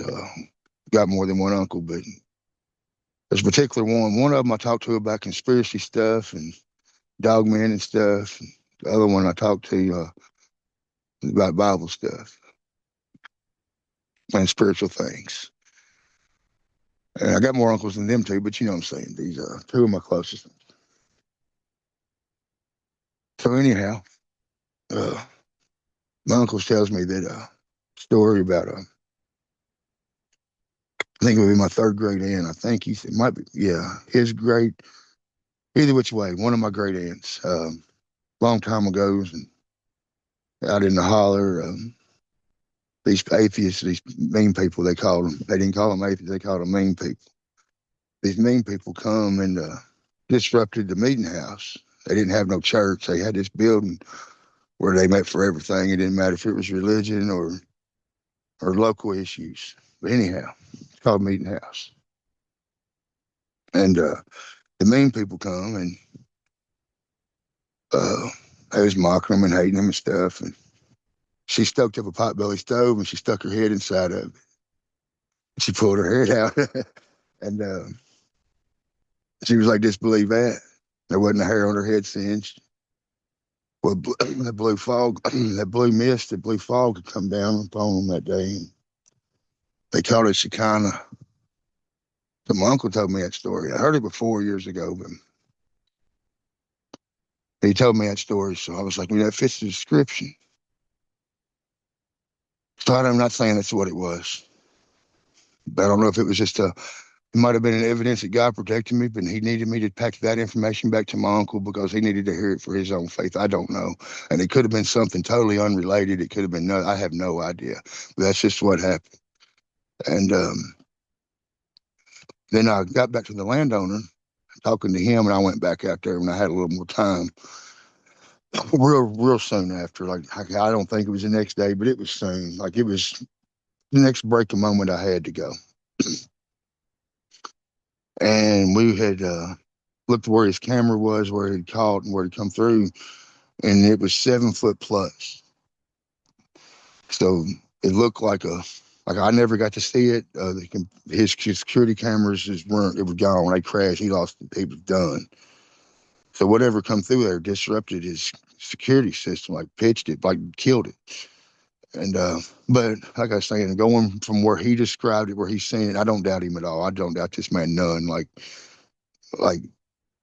he has no reason to lie to nobody, especially me. Like you know what I'm saying? Ain't like he's going to tell the world these things. He told me. So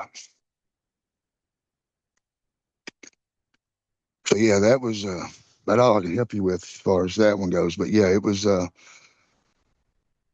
it's what he described it looking at as a big hooded. And when he first thought it was just a regular hooded person, he just thought a hooded person. But then when we get into more investigation, and he said, "Well, you know, it come right here, and it was right here up on this building I got right here. And when it come by here, it was up this. But you know what I'm saying? He was out there personally showing me and talking to me, and I'm like, good Lord, it's a big one. Like it's it's something else to this. Right, Other and than and not to cut you off, but he said after this sighting, the cameras, the security cameras, there was interference with them. You said right. yeah, they went black. They went straight black. Black feet, nothing. That After goes Friday. that goes back to what we was talking about. Electronic interferences about these things, or sometimes when they're talking about too much. There's things like there's always a, uh interference because some power is trying to stop us from talking about the stuff. So let you know we're hitting the nail on something. Yeah. But yeah, it's but yeah, it's been a ride. And it's not easy. I won't be the first. I'll be the first one to tell you it's pretty exhausting sometimes. Yeah, it is. And sometimes, we can sometimes feel like we're alone into this stuff because, the most uh average Joe out there isn't gonna really take you seriously of your word and it's it's what comes with it though, you know, ridicule and stuff, but I stopped caring for who doesn't believe me or Yeah. whatever.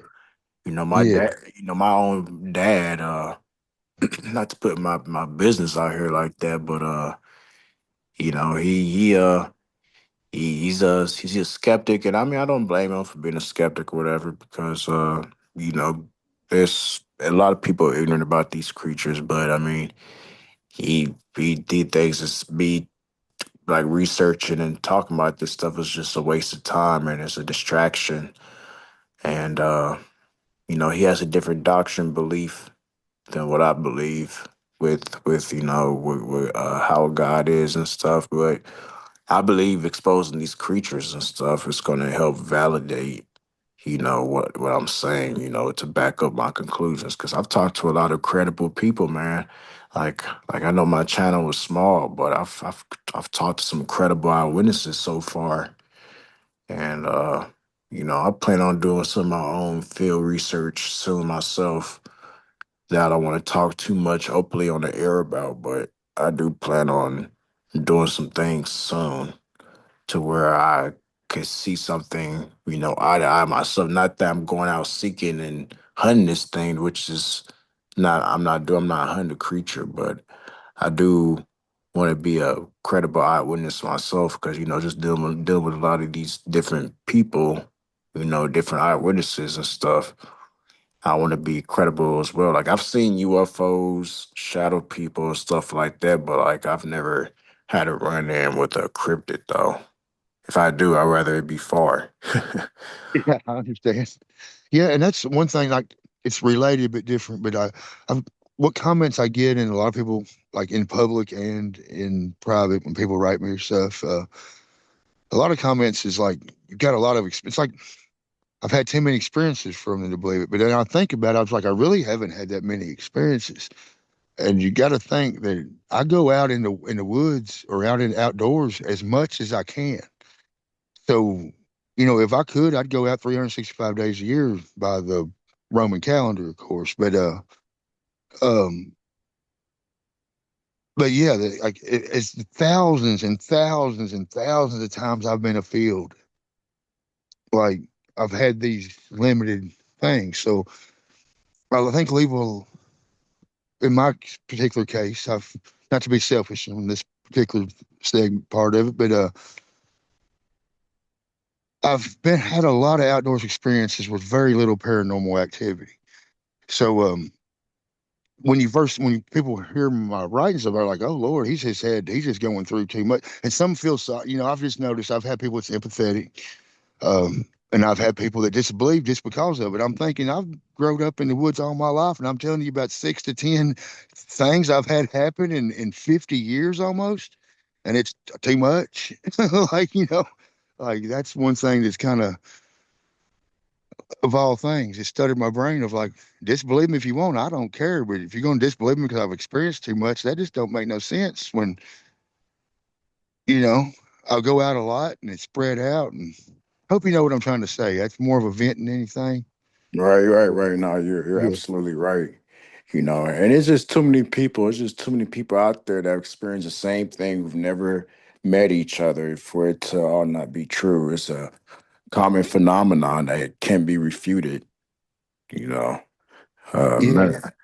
And that's why I got this platform for for people like you and people who who could come on a platform and not feel ridiculed or and not saying there's going to be negative comments, but there would be more good than negative, if Oh, anything. yeah. Hey, I'm good with it, man. I'm good with it. If they will come say it to my face, we'll arrange a meeting. That's all I can say.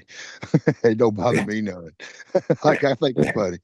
It's like you say, none of them put a bean on your table. That's a fact. That's a fact. Yeah, that's a fact. But yeah, Yeah. yeah, yeah, it's a. And if you would have told me, if you would have told me before all this, I'd be in here writing a story to somebody on the internet about werewolves, I would have told you you was an idiot. And I'm not even joking. I'm not all No, like I'm I dead mean, serious.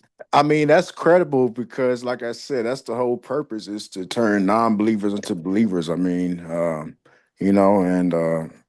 a lot of people, wake up to this. There's like, yeah, you told me this 15 years ago, whatever. I would have said that you're crazy, you're a lunatic, or I would have just rolled my eyes. But after seeing something for yourself and knowing it, just that's just how some people are. You got to see it to believe it, type of deal. And that's just how my dad is. And uh, so I do want to prove to him that these things are real, and because I believe it'll end the whole fallen angel debate and stuff that we've been talking about, and because his church believes just a little different, but Oh yeah, I understand. Yeah, we all start somewhere. We all not believe something we believe now. yeah, And abs- we probably don't believe stuff now that we used to believe too. So it goes both ways. yeah, amen to that. Well, brother B, this interview definitely went beyond 3 hours, which is I believe it's definitely worth every word for anybody to listen to, whoever it stood out to listen this long to the end. Um, Brother B, do you have any closing comments you might want to tell anybody on the show? Anything, advice or Uh, anything? mm, no, no, I think I'm content. The only thing I'd say, if anybody wants to say anything, you've got to you leave your comments open. I assume, right? Yeah, we go back on the channel and just check. I plan on having this video posted sometime later today. Uh, but yeah, for sure. Later, you would be able to click on the video and you could check comments and views and Yeah. whatever. Yeah, if anybody hears it wants to say anything in my, it's your channel. I don't want to. I'm a person that's never offended. So anybody wants to say anything good, bad, ugly within your parameters of your channel, throw them at me. I'll answer any question I can. I'll clear up anything I might have confused. I was real nervous when we first started out, so I'm available. And then as my time, there might be a day or two I can't respond, but I'll respond to every person that I can as quick as I can as my time allows. So, in other words, I'm ready to be accountable for all this. I'm right there. Like, so that's about all I would want to say in the close on that one. That yeah, I'm available. That's all I can. I guess that'd be about it. All right, that sounds good. Brother B, I really am proud of you coming on the show and trusting me with your story testimony. And I come you come off as a real credible person. I believe you're truthful, and I believe every word that you just told me tonight. And I'm honored for you to come on my show. And I just want people who are listening, to both believers, non-believers, just want you to know that Christ, he is real, and whether you believe him or not, just ask him one day, just talk to him like how I'm talking to and just ask him, just reveal him to you, and he will, whether through a dream, a vision, or however he manifests. Just come to it with a sincere heart. Very humble. We are in spiritual warfare. Some some battles on earth is bigger than the others in other different areas, but it does occur 24 hours nonstop. And I believe these creatures, they play a part in that. They are opportunists. When you study them, that's what they are. They're opportunists.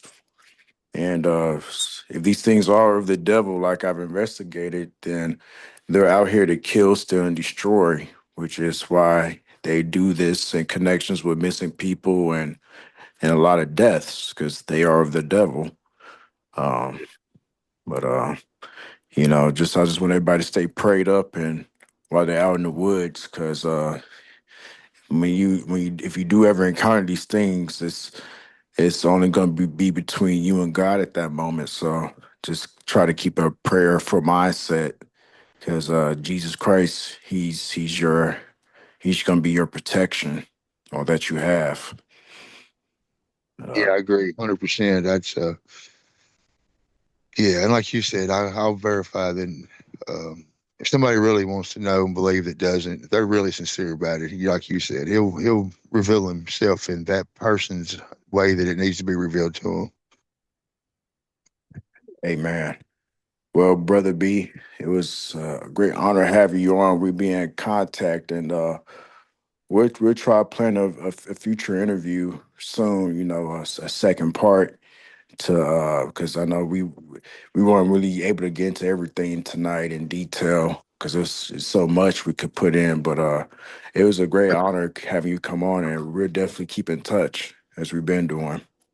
Oh yeah, yes sir. Anytime you need anything or an opinion or whatever, you let me know whenever. Absolutely. I do want to close on the prayer if that's okay. Oh yes sir. All right. Heavenly Father, we just thank you for bringing us here today in the name of Jesus Christ. That, for both non believers and believers who are made it this far to the video, I cover everybody in the blood of Jesus Christ. And any demonic interference that try to come down with this call tonight, I cast you down in the name of Jesus Christ. All invisible arrows return back to sender in the name of Jesus Christ. Any demonic interferences that try to delay this call or anything that tried to me to upload this, I cancel that all in the name of Jesus Christ. Lord God, just continue to bless those people in life who are struggling with different things. And, no matter the sin that you're dealing with, frustration, guilt, whether it's finances, loss, death, suicidal, anything that you might be battling with, addiction, there's rest in Jesus Christ. He's there, and there is hope. And you put your trust in him, he will heal and deliver you. He keeps his promises. And we just humble and ask everyone to, just come to God and with him for sincere heart, and he will come and bless you in your life. And we know that there is a big spiritual battle, but God, just continue to bless those who are in need, and continue to give us wisdom and knowledge beyond all understanding through your will. And continue to watch over us with your guardian angels, and to bless our homes, God, and exclude all wickedness in the name of Jesus Christ. Um, but Brother B, thank you so much for coming on the show. Um, like I said, we keep in touch, and viewers, if you've had experience with anything with the supernatural, paranormal, cryptids, or even dream visions of, encounters with angels or the spiritual realm with God, anything that you feel that'd be good for the show, you could contact me at malcolmxfiles at 1998 at gmail.com, and I can get back to you as soon as I can. But I pray that this video does well to somebody, whether you gain knowledge or whatnot. I know there's going to be different people from different beliefs that disagree with a lot of things I said, but all I do is just plant the seed, and I just pray that somebody does something with it in a good way. So that's all I have to say, and that'll be all.